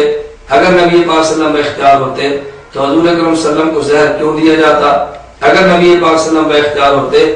اس قسم کے واقعات کو بیان کرنے کا مقصد محض مولانا طارق جمیل صاحب دامت برکاتوں پر الزامات ہیں. مولانا جو بات فرمائے اس کو سمجھو. کوئی ایسا با اختیار مجھے دکھاؤ جو اگر اشارہ کرے تو اللہ تعالیٰ سونے چاندی کے گھر مدینے میں کھڑے کر دے. فرمایا نبی کو اللہ نے اختیار دیا، اگر آپ چاہیں تو فلاں پہاڑ سونے کا بنا دیں. کیا یہ اختیار نہیں دیا؟ نبی پاک صلی اللہ علیہ وسلم کو اختیار دیا، آپ چاہیں تو تاج کے پہاڑوں کو ملا کے اس کفر کو ہلاک کر دیں. کیا یہ اختیار نبی پاک صلی اللہ علیہ وسلم کو نہیں ملا؟ مرض الوفات میں حضور کو اختیار ملا، چاہے تو دنیا میں ٹھہرے، چاہے تو آپ پر وفات آ جائے. کیا اختیار نہیں ملا؟ تو مولانا تو یہ بات فرما رہے ہیں کہ نبی کریم صلی اللہ علیہ وسلم کو رب نے یہ اختیار دیا کہ آپ یہ چاہیں تو یوں کر دیں، اگر آپ چاہیں تو یہ بات آپ یوں فرما دیں. اور توصیف الرحمان یہ بات کہتا ہے کہ مولانا طارق جمیل صاحب کہنے کا مقصد یہ ہے کہ نبی پاک صلی اللہ علیہ وسلم میں اختیار تھے، جو چاہتے وہ کر گزرتے. حالانکہ مولانا طارق جمیل دامت برکاتہ کی دوبارہ گفتگو سنیں. کوئی ایسا با اختیار مجھے دکھاؤ جو اگر اشارہ کرے تو اللہ تعالیٰ سونے چاندی کے گھر مدینے میں کھڑے کر دے. مولانا فرماتے ہیں اگر نبی کریم صلی اللہ علیہ وسلم یوں دعا کرتے تو اللہ پاک یوں فرما دیتے، نبی پاک صلی اللہ علیہ وسلم اشارہ فرماتے تو اللہ تعالیٰ یوں کر دیتے. تو مولانا نبی پاک صلی اللہ علیہ وسلم کو دعا مانگنے والا، اللہ سے سوال کرنے والا اور اللہ پاک کے درگاہ میں جھکنے والا بتا رہے ہیں، اور مختار اور باختیار اللہ کی ذات ہی کو بتاتے ہیں. مقصد یہ تھا کہ نبی کریم صلی اللہ علیہ وسلم کو حق جل مجدہ نے جو اختیار دیا تھا، اگر آپ چاہیں تو آپ کتنی رزق کی وسعت عطا کرتے ہیں، لیکن حضور نے اس وسعت کو لینے کی بجائے فقر کو ترجیح دی ہے. تو مولانا اور بات فرمانا چاہتے ہیں، اور یہ دجال مولانا کی بات کو اور معنی دے کر غلط انداز میں نقل کرتا ہے. پھر اس شخص کی جہالت کا آپ اس سے اندازہ کریں کہ اس کو یہ بھی نہیں پتا کہ نبی پاک صلی اللہ علیہ وسلم آقا ہیں. یہ اریاض باللہ نقل کفر نہ باشد ابو طالب آقا ہے. کہتا ہے ابو طالب کی وفات کا وقت تھا، نبی پاک صلی اللہ علیہ وسلم تشریف لے گئے اور ابو طالب کو یہ کہہ رہے ہیں کہ ابو طالب تو کلمہ پڑھ لے، اور جو جملے کہے وہ اس دجال کی زبان سے اب دوبارہ جملے سنیں. اپنے کانوں کو آقا کے لبوں پہ رکھا، اپنے کانوں کو آقا کے لبوں پہ رکھا. جملے کیا کہہ رہا ہے؟ کہتا ہے اپنے کانوں کو آقا کے لبوں پہ رکھا. نبی پاک صلی اللہ علیہ وسلم نے اپنے کانوں کو آقا کے لبوں پہ رکھا، اپنے کانوں کو آقا کے لبوں پہ رکھا. یعنی گویا ابو طالب کو آقا کہہ دیا اور نبی پاک صلی اللہ علیہ وسلم کو غلام کہہ دیا. اس لیے بنیاد میں کہتے ہو توصیف الرحمان پرلے درجے کا کذاب شخص ہے، دجال انسان ہے، اور اس کا حضور اکرم صلی اللہ علیہ وسلم کی عقیدت اور محبت کے ساتھ دور کا بھی کوئی تعلق نہیں ہے. اور یہ اپنے دجل کو چھپانے کے لیے گرامی قدر سامعین طرز اختیار یہ کرے گا، ایسا مسکنت کے ساتھ، عاجزی کے ساتھ، تصنع اور بناوٹ کے ساتھ کہے گا لا حول ولا قوت الا باللہ. آپ اس کا بار بار طرز دیکھیں. انا للہ و انا الیہ راجعون، لا حول ولا قوت الا باللہ. انا للہ و انا الیہ راجعون. میں اپنے سامعین سے گزارش کروں گا کہ جب یہ دجال یہ جملے کہے اور منہ بنا کر کہے، آپ سمجھیں کوئی اور دجل آنے والا ہے، کوئی اور جھوٹ آنے والا ہے، کوئی اور کذب آنے والا ہے. اگر آپ کو دلائل کی بنیاد پہ عام بندے کو کذب کا احساس نہ ہو، آپ اس کے چہرے کی بناوٹ اور تصنع کے ساتھ کہا جانے والا انا للہ سنیں تو فوراً یقین کریں کہ یہ کذاب کوئی نیا جھوٹ پیش کرنے والا ہے. اللہ پوری امت کو اس کے شرور سے محفوظ رکھے. لاؤ طائف کے خون کا کوئی مجھے حساب دے. وہ خون نبی کا ایک خون کا قطرہ جو اللہ کے عرش سے زیادہ قیمتی، سارے نبیوں کے خون سے زیادہ قیمتی، ساری آدم کی اولاد سے زیادہ قیمتی، وہ خون ان پہاڑوں پہ ایسے بکھرتا چلا گیا اور قربانی کی داستان لکھتا چلا گیا. کاش ان پہاڑوں کی زبان ہوتی اور آپ ان سے جا کے پوچھتے کہ اس امت کے لیے اس نبی نے کیا دکھ درد اٹھائے ہیں اور آج یہ امت اس نبی کو کیا جواب دے رہی ہے. لا حول ولا قوت الا باللہ. یہ ہمارے ہاتھ میں فضائل حج ہے مولانا ذکریہ صاحب کی. مولانا ذکریہ اپنی کتاب فضائل حج کے صفحہ نمبر 138 پر وہی اسی قسم کا عقیدہ بیان کرتے ہیں جس قسم کا مولانا طارق جمیل صاحب نے بیان کیا. فرماتے ہیں کہ قبر رسول صلی اللہ علیہ وسلم کی جگہ ساری جگہوں سے افضل ہے. یہ فضائل حج مولانا ذکریا کی لکھی ہوئی کتب خانہ فیضی لاہور سے چھپی ہوئی, اس کا صفحہ نمبر 138. قبر شریف نبی کی قبر کی جگہ ساری جگہوں سے افضل ہے. جو حصہ نبی کے بدن سے ملا ہوا ہے, سنیے اور دیکھیے کیسے توحید کے اوپر کلہاڑے چل رہے ہیں. ان توحید کا چولا پہننے والے, شرک کے داعی, شرک کے دعات کی محفلوں میں جانے والوں, سیروزے کے لیے نکلنے والوں, ذرا اللہ کو جان دینی ہے. اللہ کی توحید کی قیمت کو اپنے دل میں پیدا کرو. کہا جو حصہ نبی کے جسم سے لگا ہے وہ کعبہ سے افضل ہے, وہ عرش سے افضل ہے, وہ اللہ کی کرسی سے افضل ہے, حتیٰ کہ زمین و آسمان کی ہر جگہ سے افضل ہے. گرامی قدر سامعین و محترم ناظرین, آپ حضرات نے سنا اور دیکھا کہ یہی توصیف الرحمان دوبارہ پھر حضرت شیخ ذکریہ نبر اللہ مرقدہ کی فضائل حج پر اعتراضات کرنے کے لیے چلا, جبکہ میں نے گزارش کی ہے کہ حضرت شیخ رحمہ اللہ کے اعتراضات کے جوابات معراج ربانی نے کیے ہوں یا توصیف الرحمان نے کیے. ان کے مفصلاً میں دلائل دے چکا ہوں اور آج تک معراج ربانی یا توصیف الرحمان کی جانب سے اس کا تسلی بخش اور باعتماد جواب نہیں آیا. حضرت شیخ ذکریہ رحمۃ اللہ علیہ کی عبادت پر اعتراض یہ ہے, حضرت شیخ نبی پاک صلی اللہ علیہ وسلم کی قبر اطہر کی مٹی کے وہ ذرے جو رسول اکرم صلی اللہ علیہ وسلم کے وجود اطہر سے ملے ہیں ان کو عرش سے بھی اعلیٰ مانتے ہیں. حضرت مولانا طارق جمیل صاحب دامت برکاتوں پر اعتراض یہ ہے, وہ رسول اکرم صلی اللہ علیہ وسلم کے خون کے قطرے کو خدا کے عرش سے بھی زیادہ قیمتی سمجھتے ہیں. یہ اعتراض تو یہی تھے. جہاں تک حضرت شیخ رحمہ اللہ کا فضائل حج کی یہ عبارت ہے تو حضرت شیخ پر اعتراض کرنے سے قبل تمہیں سوچنا چاہیے یہ اعتقاد حضرت شیخ سے قبل بھی کسی عالم کا ہے یا نہیں.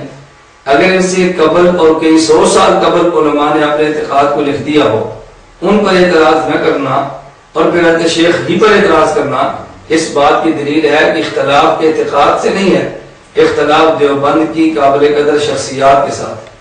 یہ جو حضرت شیخ نبر اللہ مرقدہ نے اعتقاد فضائل حج میں درج فرمایا ہے, یہی نظریہ ملا علی قاری رحمہ اللہ الحنفی مناسک ملا علی قاری میں صفحہ 505 پر تحریر فرماتے ہیں.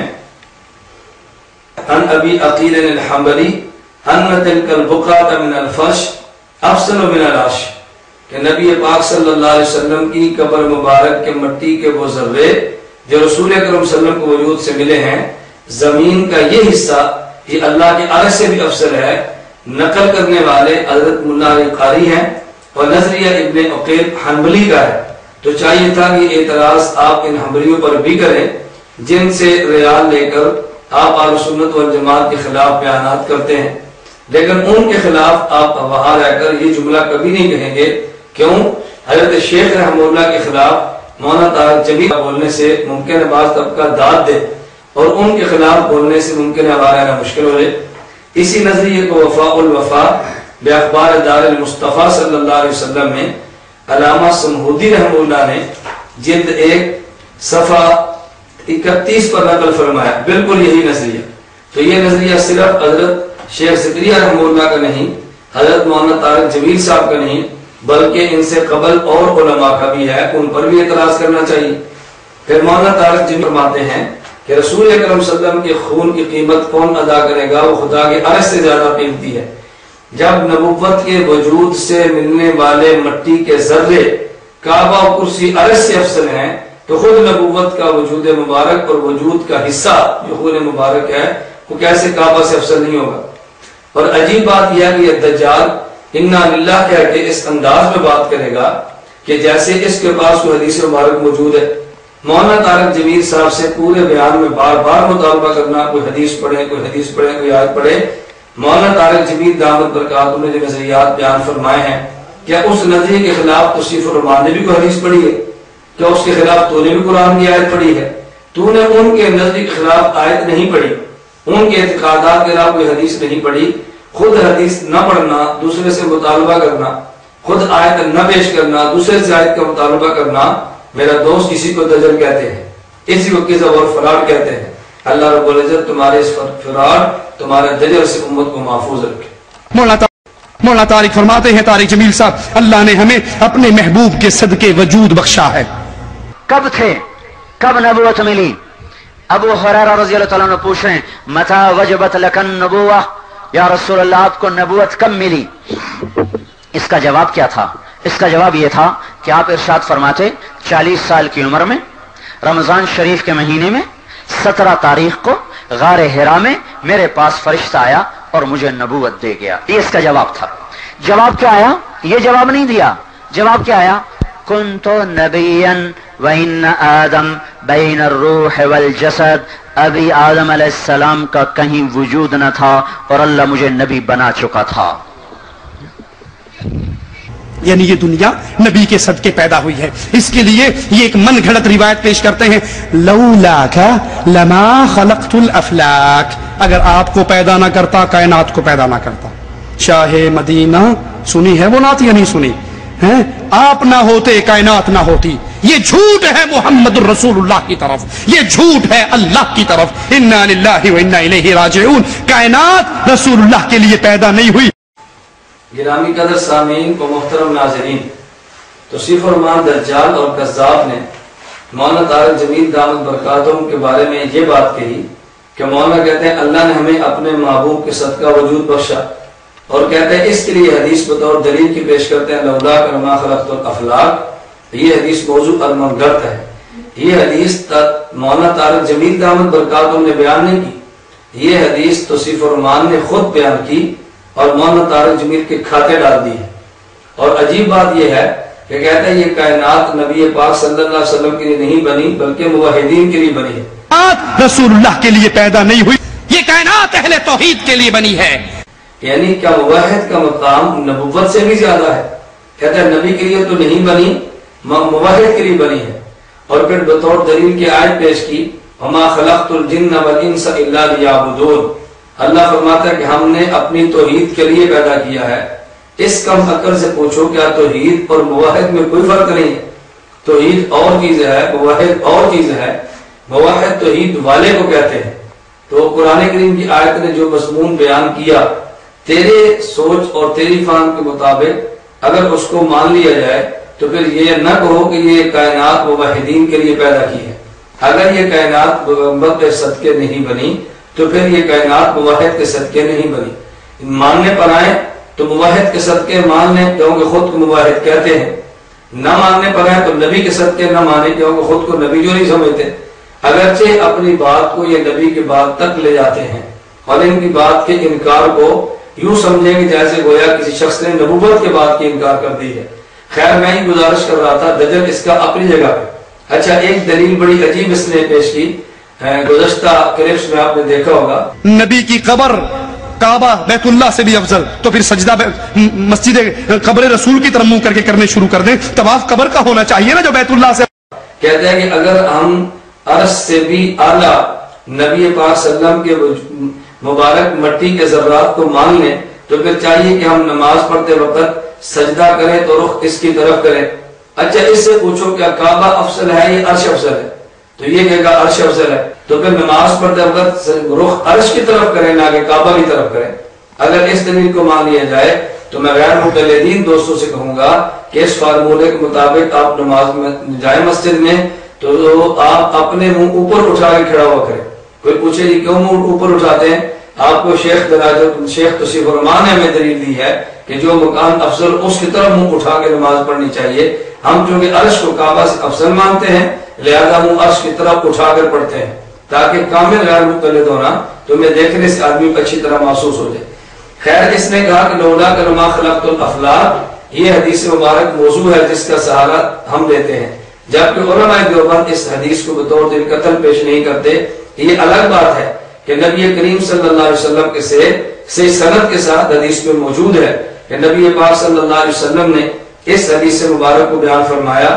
اس وقت میرے ہاتھ میں امام ابو عبداللہ حاکم نیسابوری کی کتاب المستدرک علی الصحیحین جلد نمبر 2 صفحہ نمبر 672 پہ امام حاکم ارشاد فرماتے ہیں کہ نبی کریم صلی اللہ علیہ وسلم نے فرمایا اور حدیث قدسی کو بیان کیا. فرمایا عن ابن عباس رضی اللہ عنہما قال اوحى اللہ الی عیسیٰ علیہ السلام اللہ رب العزت عیسیٰ علیہ السلام پر وحی نازل فرمائی. فرمایا یا عیسیٰ آمن بمحمد اے عیسیٰ نبی پاک حضرت محمد صلی اللہ علیہ وسلم پر ایمان لاؤ. آگے فرمایا فلولا محمد ما خلقت آدم، اگر میں محمد صلی اللہ علیہ وسلم کو وجود نہ دیتا، حضرت آدم کو وجود نہ دیتا، فلولا محمد ما خلقت الجنت ولا النار، اور اگر میں حضرت محمد صلی اللہ علیہ وسلم کو وجود نہ دیتا تو جنت اور جہنم کو وجود نہ دیتا۔ تو حدیث لولا کا لما خلقت الافلاق جو ہم نے پیش نہیں کی تو اس کو جناب نے موضوع کہا، اور جو حدیث امام حاکم بیان کرتے ہیں آپ اس حدیث کو ذرا موضوع فرما دیں تاکہ ہم یہ دیکھیں امام حاکم کا وسعت مطالعہ ہے یا جناب احادیث کا ذوق زیادہ رکھتے ہیں۔ اگلی بات یہ ذہن نشین فرما دیں کہ یہ حدیث مبارک لولا محمد لما خلقت الدنیا ما خلقت الجنت ولا النار، یہ حدیث مبارک قرآن کریم کی آیت کے خلاف نہیں۔ میں ایک موٹی سی مثال دے کر اس عقیدے کو یوں سمجھاتا ہوں، اگر ایک جگہ پر مثلا میں نے بیان کیا ہے، بیان کے بعد توصیف الرحمان کھڑا ہوگا اور یہ توصیف الرحمان ہمارے سامنے کالج کے اسٹوڈنٹ سے پوچھے کہ بتاؤ مولانا ریاض محمد صاحب آج یہاں بیان کے لیے کیوں آئے تھے؟ وہ لڑکا کہے گا جی بیان اور تقریر کرنے کے لیے آئے تھے۔ یہ توصیف الرحمان امت میں فتنہ اور شرک ڈالنے کے لیے اور امت میں بگاڑ پیدا کرنے کے لیے میرے پاس کمرے میں اگر پوچھے کہ مولانا آپ یہاں پر کیوں آئے، تو میں کہوں گی اس مسجد کے جو امام ہیں مثلا بھائی بشیر ان کا نام ہے، مولانا بشیر نے مجھے دعوت دی اور ان کی دعوت پر میں آیا ہوں، تو یہ باہر جا کر کھپ ڈال دے گا کہ دیکھو مولانا کچھ اور کہتے ہیں اور ان کے سامنے کچھ اور کہتے ہیں۔ میں توصیف الرحمان سے پکڑ کے پوچھتا ہوں کہ بھئی کس بات کی جو کھپ ڈالتا ہے، رولا کیا ہے؟ وہ کہتے جی آپ نے کہا کہ مجھے مولانا نے دعوت دی میں اس لیے آیا، اور آپ کے سامنے کہتے بیان کرنا تو اس لیے آئے، تم دونوں کے بیان نہیں ملتے۔ میں اس سے کہوں گا کم عقل انسان، جب میرے سامنے سے تم نے پوچھا مولانا کیوں آئے، اس نے میرے آنے کا مقصد بیان کیا کہ بیان کے لیے آئے۔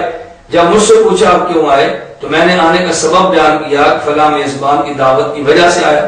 قرآن کریم ارشاد فرماتے ہیں وَمَا خَلَقْتُ الْجِنَّ وَالْإِنسَ إِلَّا لِيَعْبُدُونَ، اللہ رب العزت کے ارشاد قرآن کریم میں کہ میں نے جن و انس کو عبادت کے لیے پیدا کیا، اس میں پیدائش کا مقصد بیان کیا ہے۔ لولا محمد لما خلقت الجنت ولا النار، اس میں نبی پاک صلی اللہ علیہ وسلم نے پیدائش کا سبب بیان کیا ہے، سبب اور ہوتا ہے اور مقصد اور ہوتا ہے۔ گرامی قدر سامعین و محترم ناظرین، جو مقصد اور سبب میں فرق نہ کر سکے، بتائیں اس شخص کے بارے میں آپ کیا رائے قائم کریں گے؟ یہ عالم ہے یا جاہل ہے؟ جاہل ہو کر علماء کے خلاف زبان درازی کرنا یہ توصیف الرحمان جیسے دجال اور کذاب ہی کا کام ہے۔ اللہ اس کے شر سے امت کو محفوظ رکھے۔ گرامی قدر سامعین و محترم ناظرین، مولانا طارق جمیل صاحب دامت برکاتہم نے ایک سید زادی کا واقعہ نقل کیا، اس کے لیے مولانا صاحب نے ایک خواب بیان کیا۔ توصیف الرحمان دجال اور کذاب نے اس خواب کو غلط ثابت کرنے کے لیے جس انداز میں پیش کیا، اس کا خلاصہ صرف یہ تھا کہ دو شخصوں کو بیک وقت خواب آئی، اور یہ کیسے ممکن ہے کہ اسی وقت ایک کو خواب آئی اسی وقت دوسری کو خواب آئی، ان دونوں میں آپس میں رابطہ کون سا تھا؟ میں گزارش صرف اتنی کروں گا کہ یہ وہ باتیں ہیں کہ جن کو خرق عادت کہتے ہیں، اور خرق عادت ہونا الگ بات ہے اور بالکل خلاف قانون ہونا الگ بات ہے۔ اگر یہ بات خلاف واقعہ یا خلاف شریعت ہے تو میں توصیف الرحمان دجال اور کذاب سے سوال کر سکتا ہوں۔ اس وقت میرے ہاتھ میں کتاب کرامات اہل حدیث ہے جس کے مصنف مولانا عبد المجید سودروی مرحوم ہیں، اور اس کتاب کو مسلمان کمپنی نے چھاپا ہے، ترتیب و تدوین محمد ادریس فاروقی نے دی ہے۔ اس کتاب کے صفحہ نمبر 101 پہ ایک کشف نقل کرتے ہیں۔ تحصیل سرسا میں ایک بڑے رئیس اور نواب تھے، ان کی صاحبزادی بیمار ہو گئی، کئی علاج کیے مگر افاقہ نہ ہوا۔ انہوں نے چاہا کہ مولوی صاحب کو بلایا جائے، وہ دم کریں گے تو شفا ہو جائے گی۔ چنانچہ آپ کی طرف آدمی بھیجا گیا، آپ جانے کے لیے تیار ہوئے، سواری منگائی گئی کہ مان آپ نے فرمایا اب جانا فضول ہے، لڑکی کا تو انتقال ہو گیا ہے۔ چنانچہ آدمی واپس آ گیا تو معلوم ہوا کہ ٹھیک اسی وقت جب مولوی صاحب نے فرمایا تھا اس کی روح کف سے انسری سے پرواز کر گئی تھی۔ میں توصیف الرحمان دجال اور کذاب سے کہوں گا کہ آپ ایک بیان اس کرامات اہل حدیث کتاب کے خلاف بھی ریکارڈ کرا دیں، مولانا عبد المجید سودروی پر بھی فتویٰ عائد کر دیں، اور ان حضرات کے بارے میں کہہ دیں کہ یہ قرآن و سنت کے خلاف ہے، یہ کفر ہے، یہ شرک ہے، یا جو بھی آپ اس کا عنوان دینا چاہیں آپ اس کا عنوان دیں۔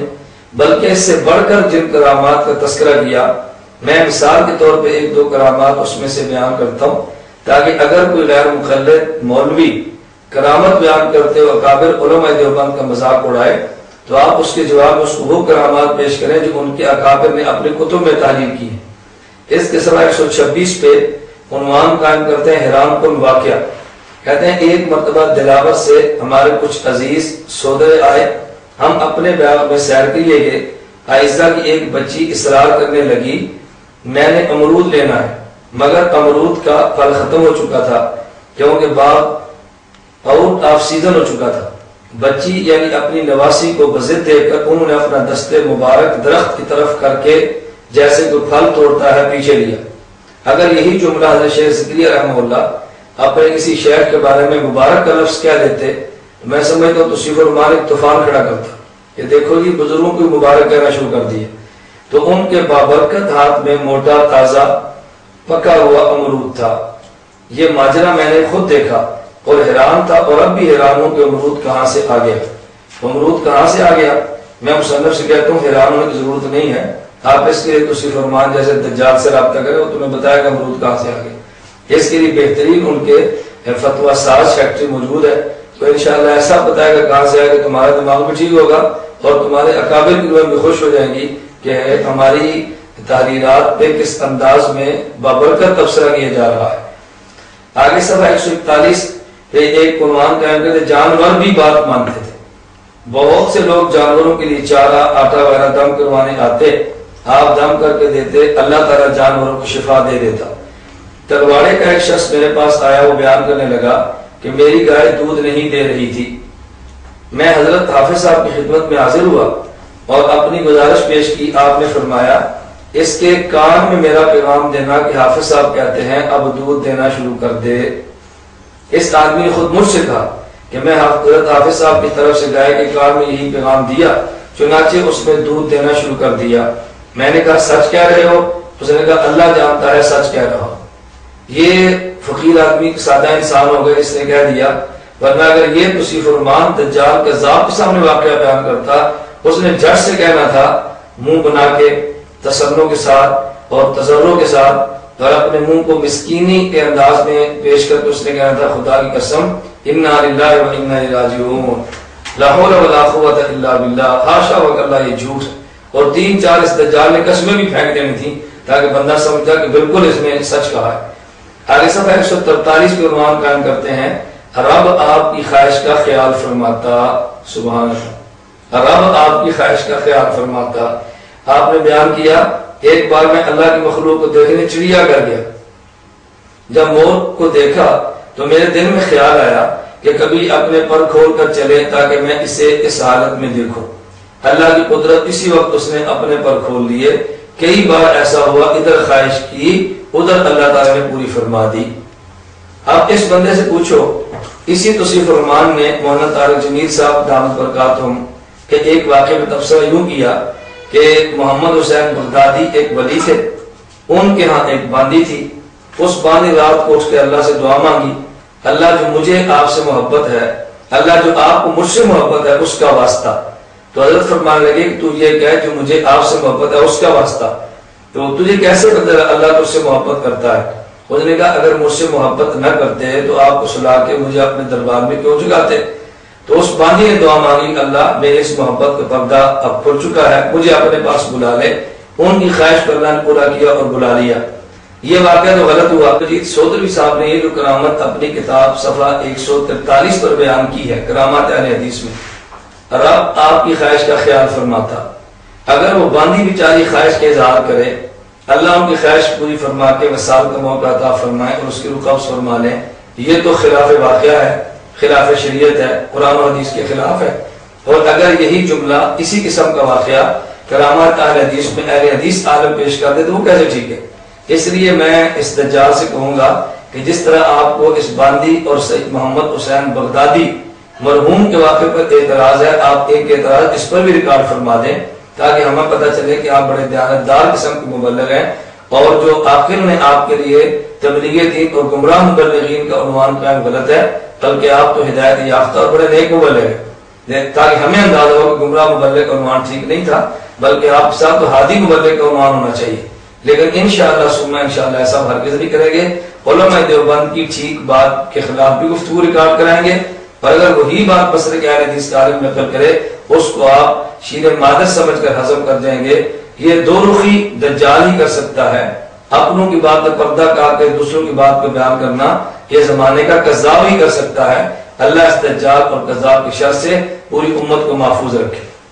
اللہ کو یہ سوال اتنا پسند آیا کہ اللہ گویا خود اس مجلس میں اتر آیا، مدینے کی مسجد میں اتر آیا، اور حضور کو جواب دینے سے پہلے کہا میرے بندو تمہارے پاس ہی بیٹھا ہوں، فإنی قریب وَإِذَا سَأَلَكَ عِبَادِي عَنِّي فإنی قریب، کھل نہیں ہے درمیان میں. گرامی قدر سامعین و محترم ناظرین، مولانا طارق جگیر صاحب دامت برکاتہ نے کس قدر خوبصورت پیرائے میں وَإِذَا سَأَلَكَ عِبَادِي عَنِّي فَإِنِّي قَرِيبٌ اس آیت کی تشریح عوام کے فہم کے مطابق سمجھانے کے لیے فرمائی ہے کہ اللہ رب العزت فرماتے ہیں اے میرے نبی جب میرے بارے میں میرے بندے پوچھیں تو میں خود جواب دیتا ہوں. گویا اللہ اتر آئے، گویا اللہ نے جواب دیا. اب اس پر توصیف الرحمان دجال اور کذاب کو اعتراض کیا ہے کہ اللہ کیسے اتر آئے، اللہ مدینے میں کیسے ہے، وہ تو مستوی علی العرش ہے. اللہ کے بارے میں یہ کہنا کہ اللہ مسجد میں آ گیا، اللہ مدینے میں آ گیا، اللہ نے کہا میں تمہارے پاس بیٹھا ہوں، میں تمہارے سامنے کھڑا ہوں، یہ اللہ کی توہین ہے، یہ اللہ کے اوپر جھوٹ ہے. میں یہ سمجھتا ہوں کہ یا توصیف الرحمان اپنے اصول سے ناواقف ہے، اپنی کتابوں سے ناواقف ہے. توصیف الرحمان کا علم اس قدر محدود ہے کہ اپنے عقائد کو بھی نہیں جانتا. میں آپ سے بات پوچھتا ہوں، کیا تمہارے علماء نے یہ دعویٰ نہیں کیا کہ اللہ رب العزت کی صفات اور آیات پر ایمان بغیر تعویل کے لانا واجب ہے؟ تو اگر مولانا طارق جگیر صاحب نے یہ بھی نہیں فرمایا کہ اللہ مدینہ میں خود اتر کر فرماتے ہیں کہ میں جواب دیتا ہوں، فرمایا وَإِذَا سَأَلَكَ عِبَادِي عَنِّي فَإِنِّي قَرِيبٌ. گرامی قدر ناظرین، آپ خود مولانا طارق جگیر صاحب دامت برکاتہ کی زبان سے یہ جملہ سنیں اور پھر غور کریں کہ مولانا کیا فرمانا چاہتے ہیں. اللہ کو یہ سوال اتنا پسند آیا کہ اللہ گویا خود اس مجلس میں اتر آیا. مولانا فرمایا کہ گویا اللہ اتر آتے ہیں اور گویا اللہ یہ جواب دیتے ہیں. اب اللہ کا اتر آنا اور بات ہے اور گویا کا اتر آنا اور بات ہے. جہاں تک تعلق ہے گویا کے ساتھ تعبیر کرنا، تو یہ تعبیرات تو احادیث مبارکہ میں موجود ہے. ایک تعبیر خود نبی پاک صلی اللہ علیہ وسلم کی زبان مبارک سے، اور ایک تعبیر دیوان دربار رسالت کے شاعر حضرت حسان بن ثابت رضی اللہ عنہ کی زبان مبارک سے. حدیث جبرائیل میں ہے، نبی کریم صلی اللہ علیہ وسلم سے جبرائیل نے پوچھا مل احسان، یا رسول اللہ اخبرنی عن الاحسان، احسان کیا چیز ہے ہمیں بتائیں. رسول اکرم صلی اللہ علیہ وسلم نے ارشاد فرمایا ان تعبد اللہ کأنک تراہ فإن لم تکن تراہ فإنہ یراک. تو عبادت اللہ کی یوں کر گویا کہ تو اللہ کو دیکھتا ہے. اب اللہ کو دیکھنا اور بات ہے اور گویا کہ اللہ کو دیکھنا اور بات ہے. تو نبی کریم صلی اللہ علیہ وسلم نے کہا اللہ کا تراہ فرمایا، اور اس پر کوئی فتویٰ نہیں ہے. ہمارا ایمان ہے کہ حضور اکرم صلی اللہ علیہ وسلم فرمایا بالکل سچ فرمایا. حضرت حسان بن ثابت رضی اللہ تعالی عنہ ارشاد فرماتے ہیں وَأَحْسَنُ مِنْكَ لَمْ تَرَ قَطُّ عَيْنِي وَأَجْمَلُ مِنْكَ لَمْ تَلِدِ النِّسَاءُ خُلِقْتَ مُبَرَّأً مِنْ كُلِّ عَيْبٍ كَأَنَّكَ قَدْ خُلِقْتَ كَمَا تَشَاءُ كَأَنَّكَ قَدْ خُلِقْتَ كَأَنَّكَ قَدْ خُلِقْتَ. نبی پاک صلی اللہ علیہ وسلم فرمایا ان تعبد اللہ کأنک تراہ. حضرت حسان رضی اللہ عنہ فرمایا وَأَحْسَنُ مِنْكَ لَمْ تَرَ قَطُّ عَيْنِي، حضور آپ سے خوبصورت میری آنکھ نے نہیں دیکھا. وَأَجْمَلُ مِنْكَ لَمْ تَلِدِ النِّسَاءُ، آپ سے خوبصورت ماں نے پیدا ہی نہیں، ماں نے جنا ہی نہیں.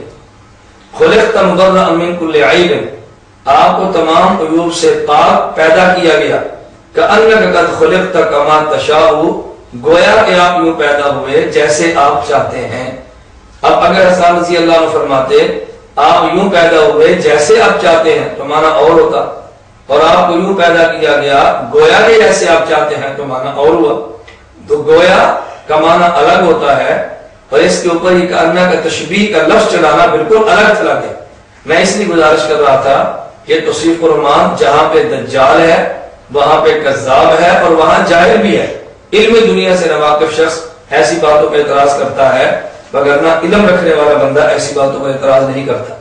جبکہ دیگر احادیث مبارکہ پہ غور کیا جائے تو نبی کریم صلی اللہ علیہ وسلم کے بارے میں تو یہاں تک بھی احادیث نبی کریم صلی اللہ علیہ وسلم نے یہاں تک ارشاد فرمایا ینزل ربنا، اللہ رب العزت آسمان دنیا پہ اترتے ہیں، اور پھر فرماتے ہیں حل من مستغفر اغفر لہ۔ آپ کوئی تعویل تو اس کی بھی کریں گے نا، اگر یہ کہیں گے خدا عرش پہ ہے پھر اترتے کیسے ہیں؟ اگر ینزل ربنا کا معنی کریں گے تعویل کے ساتھ تو مستوی علی العرش کا معنی کیا ہوگا؟ اگر مولانا طارق جمیل صاحب دامت برکات میں یوں فرمائیں گویا کہ خدا اتر کے یوں فرماتا ہے تو آپ نے کہا مستوی علی العرش والی صفت کے خلاف ہے۔ تو جب نبی پاک صلی اللہ علیہ وسلم فرمایا ینزل ربنا، اللہ آسمان دنیا پہ اترتا ہے، تو کیا پھر یہ حدیث مستوی علی العرش والی صفت کے خلاف نہیں ہوگی؟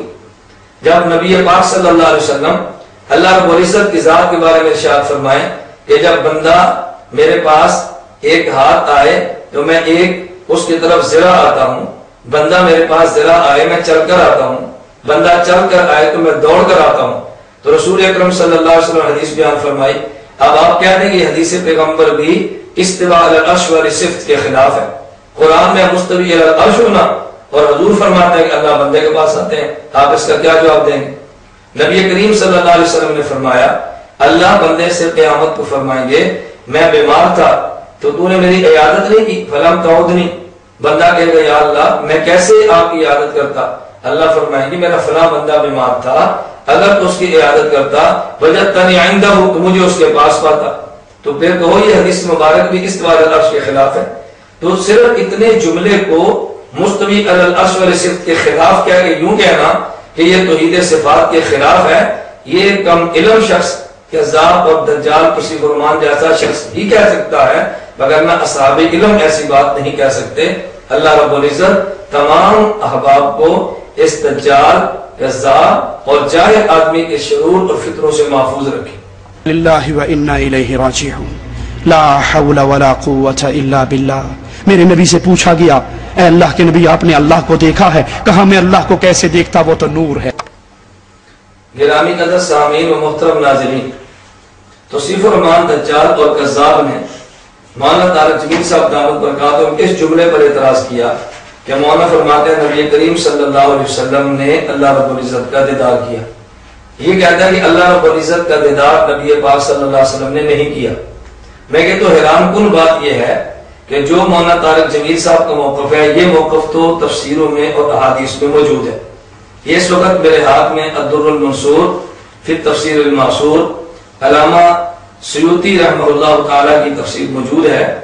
اس میں علامہ سیوطی رحمۃ اللہ سورۃ النجم میں صفحہ نمبر سورۃ النجم میں وَلَقَدْ رَآهُ نَزْلَةً أُخْرَى اس آیت کے تحت ارشاد فرماتے ہیں عن انس رضی اللہ عنہ قال رأى محمد ربہ، حضرت انس فرماتے ہیں حضرت محمد صلی اللہ علیہ وسلم نے اللہ رب العزت کو دیکھا۔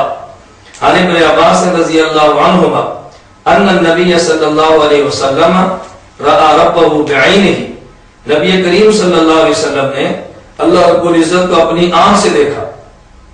عن ابن عباس رضی اللہ عنہما قال ان محمد رأى ربہ مرتين مرة ببصرہ ومرة بفؤادہ، حضرت ابن عباس رضی اللہ عنہما فرماتے ہیں نبی کریم صلی اللہ علیہ وسلم نے اللہ رب العزت کو دو مرتبہ دیکھا، ایک مرتبہ آنکھ سے دیکھا اور ایک مرتبہ اپنے دل سے دیکھا۔ اور حضرت اکرمہ رحمہ اللہ فرماتے ہیں رأى محمد صلی اللہ علیہ وسلم ربہ، کہ نبی کریم صلی اللہ علیہ وسلم نے اللہ رب العزت کو دیکھا۔ پھر آگے ابن عباس رضی اللہ عنہما سے مرفوع حدیث ہے، کہتے ہیں قال رسول اللہ صلی اللہ علیہ وسلم رأیت ربی، میں نے اپنے خدا کو دیکھا ہے، نبی پاک خود فرماتے ہیں۔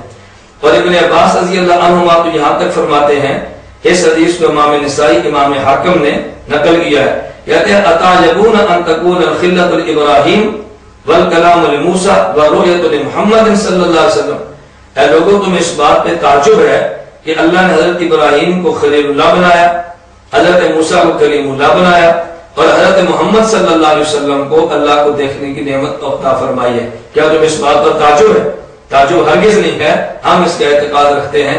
تو یہ جو مولانا طارق جمیل صاحب نے فرمایا یہ مولانا طارق جمیل صاحب کا ذاتی نظریہ نہیں ہے، یہ صحابہ کرام رضی اللہ عنہم اجمعین کا بھی نظریہ ہے۔ میرے ہاتھ میں کتاب ہے الخصائص الکبریٰ علامہ سیوطی رحمۃ اللہ علیہ کی، اس میں جلد اول صفحہ نمبر 267 پہ امام سیوطی رحمہ اللہ حدیث نقل کرتے ہیں، کہتے ہیں اخرج احمد بسند صحیح ہے عن ابن عباس رضی اللہ عنہما قال قال رسول اللہ صلی اللہ علیہ وسلم رأیت ربی عز وجل، نبی پاک صلی اللہ علیہ وسلم نے فرمایا میں نے خدا کو دیکھا ہے۔ واخرج الطبرانی فی الاوسط بسند صحیح ہے، حضرت امام طبرانی رحمہ اللہ نے اپنی اوسط میں سند صحیح کے ساتھ نقل کیا ہے، ابن عباس رضی اللہ عنہما فرماتے ہیں انه كان يقول ان محمد صلی اللہ علیہ وسلم رأى ربه مرتين مرة ببصره ومرة بفؤاده، نبی کریم صلی اللہ علیہ وسلم نے 2 مرتبہ اللہ رب العزت کا دیدار فرمایا، ایک مرتبہ دیدار اپنی آنکھ سے اور ایک مرتبہ دیدار اپنے دل سے۔ تو حضرت مولانا طارق جمیل صاحب دامت برکاتہم نے وہ موقع بیان کیا جو صحابہ کرام رضی اللہ عنہ اجمعین کا تھا۔ ہم تو پہلے ہی عوام کی خدمت میں گزارش کر چکے ہیں کہ توصیف الرحمان دجال اور کذاب اس قوم کا نمائندہ ہے کہ جو قوم اصحاب پیغمبر صلی اللہ علیہ وسلم کو حجت نہیں مانتی۔ پھر یہ صرف اصحاب پیغمبر کا موقف نہیں ہے بلکہ سند صحیح سے میں نے آپ کی خدمت درس کیا کہ خود نبی پاک صلی اللہ علیہ وسلم بھی ارشاد فرماتے ہیں رأیت ربی عز وجل کہ میں نے اللہ رب العزت کا دیدار کیا ہے۔ حیران کن بات یہ ہے کہ مولانا کے موقع پر تفسیر بھی ہے، حدیث بھی ہے۔ تو میں کہتا ہوں توصیف الرحمان دجال اور کذاب کو اس نے بار بار کئی موقع پر یہ کہا کہ مولانا حدیث پیش کریں، مولانا دلیل پیش کریں۔ ہمارے پاس 2 ہی دلیلیں ہیں، اللہ کا قرآن، نبی پاک صلی اللہ علیہ وسلم کی حدیث۔ ان سے بات کریں گے اہل حدیث کا بیٹا مان لے گا، اس کے علاوہ بزرگوں کی بات کریں گے اہل حدیث کا بیٹا نہیں مانے گا۔ اس اہل حدیث کے بیٹے کو چاہیے کم از کم اپنے موقع پر یہ بھی تو حدیث پیش کرے، کوئی حوالہ یہ بھی تو پیش کرے۔ بغیر حوالے کے حدیثیں پیش کرنا اور بغیر حدیث پیش کے اپنا موقع پیش کرنا، مولانا طارق جمیل دامت برکاتہم کے موقف کے خلاف جہاں جہاں پر تم نے اعتراضات کیے اس کے خلاف تمہیں بھی حدیث پیش کرنی چاہیے تھی۔ یہ بالکل ایسی ہے کہ جیسے حجت اللہ فی الارض رئیس المناظرین حضرت مولانا محمد امین اکاڑی نور اللہ مرقدوں کے بعد ایک شخص آیا، اس نے کہا کہ مجھے اہل حدیث مولوی کہتا ہے کہ تمہارے بیشتی زیور میں مسائل قرآن حدیث کے خلاف ہے۔ حضرت فرمایا کہ جب وہ غیر مقلد آئے نا اسے پکڑو، بیشتی زیور رکھو۔ اسے کہنا یہ پہلا مسئلہ ہے، اگر یہ حدیث کے مطابق حدیث دے دے، اگر حدیث کے خلاف ہے اگر اس کے خلاف حدیث دے دے، ایک مسئلے پر حدیث پوچھ لو، آئندہ یہ اہل حدیث تمہارے پاس نہیں آئے گا۔ میں کہتا ہوں تو قاری فرماتے اہل حدیث نہیں آئے گا تو پھر اہل حدیث کا بیٹا توصیف الرحمان کیسے آئے گا؟ ان کے پاس میں تو نہیں ہے۔ تو چاہیے کہ آدمی خود بھی تو حوالے پیش کرے، خود بھی تو حدیث پیش کرے، ماں دوسرے آدمی سے حوالہ جات اور دلائل کا مطالبہ ہی نہ کرتا رہے۔ تو مولانا طارق جمیل صاحب دامت برکاتہم کا یہ موقف بحمد اللہ تعالی نبی پاک صلی اللہ علیہ وسلم کے صحابہ کا موقف ہے رضی اللہ عنہم، اور خود رسول اکرم صلی اللہ علیہ وسلم کے ارشاد کے مطابق ہے۔ لہذا اللہ ہمیں مولانا والے موقف اختیار کرتے ہوئے اس دجال اور کذاب اور جہل کے موقف سے محفوظ رہنے کی توفیق عطا فرمائے۔ اگر تو نے فیصلہ نہیں کیا تو اتنے بڑے مجمع کی اٹھے ہاتھ رگنا فرما اور ابھی اعلان کر دے کہ میں آ رہا ہوں، تو کہہ دے میں آ رہا ہوں، فرشتوں کو اتار دے، لشکروں کو اتار دے، جبریل کو بھیج دے، میکائیل کو بھیج دے، اسرافیل کو بھیج دے، آج کے فرعونوں کو پکڑ۔ یا اللہ، مصر کا فرعون صرف 70,000 بچوں کا قاتل تھا، ہمارے فرعون تو آجا بڑی دیر ہو گئی ہے، تو آجا بڑی دیر ہو گئی ہے، تجھے تیری عزتوں کا واسطہ، ہم تجھے بلانے آئے ہیں۔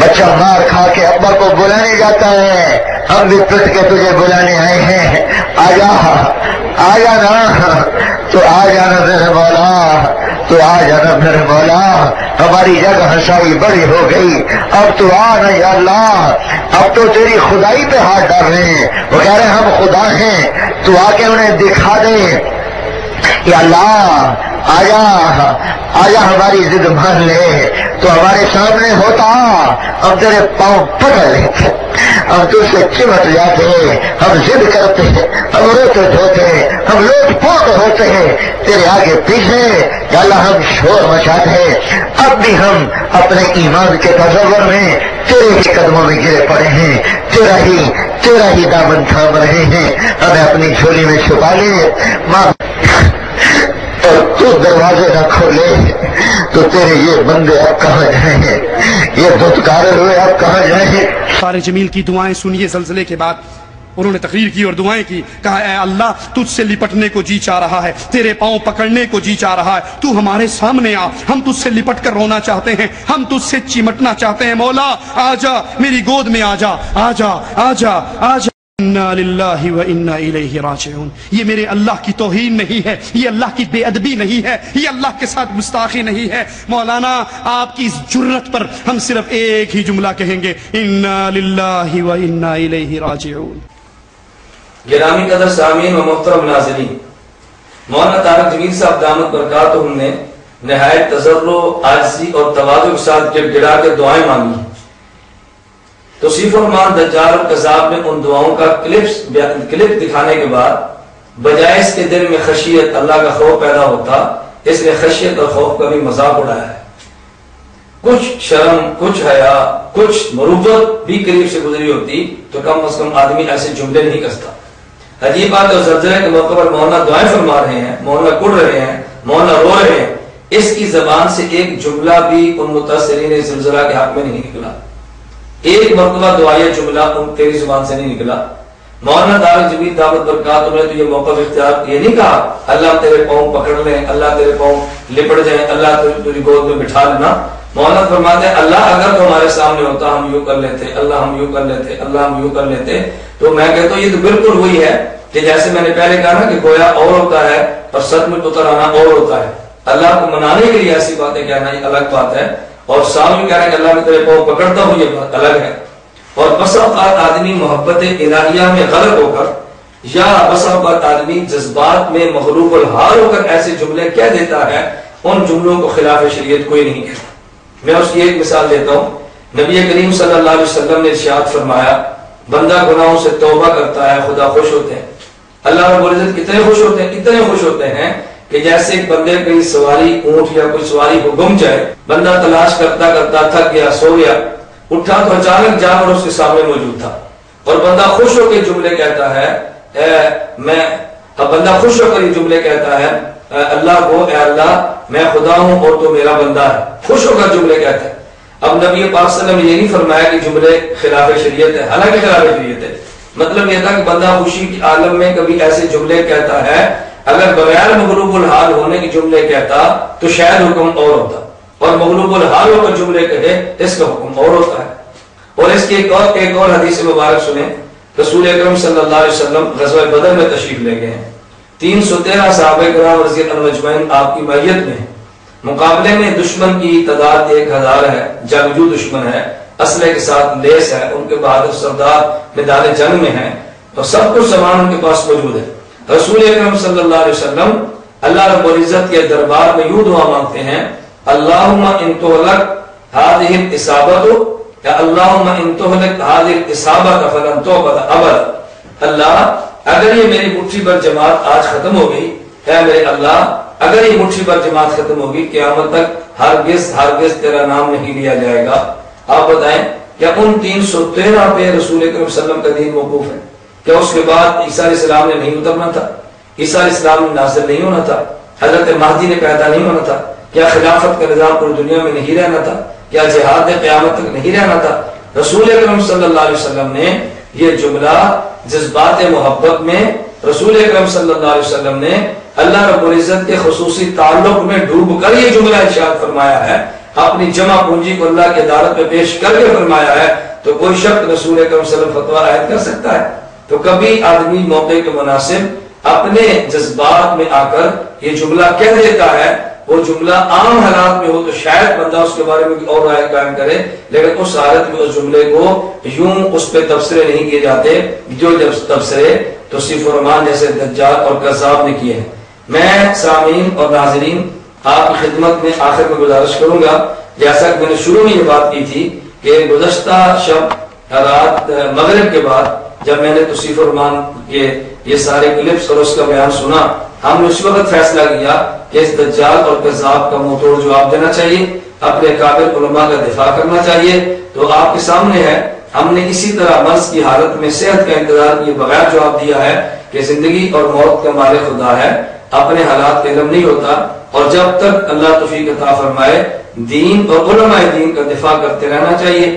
آپ تمام احباب سے گزارش ہے دعا فرمائیں ہماری جماعت اتحاد اہل سنت والجماعت، ہمارا نشریاتی ادارہ احناف میڈیا سروس، اللہ اس کو قائم اور دائم رکھے، ہماری اس پوری ٹیم کو اللہ خصوصی مدد اور نصرت فرمائے، اخلاص کے ساتھ اللہ تعالیٰ میں آخر کام کرنے کی توفیق عطا فرمائے، ہمیں اپنے اس مشن کے لیے جو اسباب، وسائل، افراد اور ضروریات چاہیے اللہ خزانہ غیب سے اس کو پورا فرما دے، تاکہ ہم مرتے دم تک اپنے دین کا، علماء دین کا دفاع کرتے رہیں، اور ہم اس دفاع کو بہت ضروری سمجھ کر کرتے ہیں۔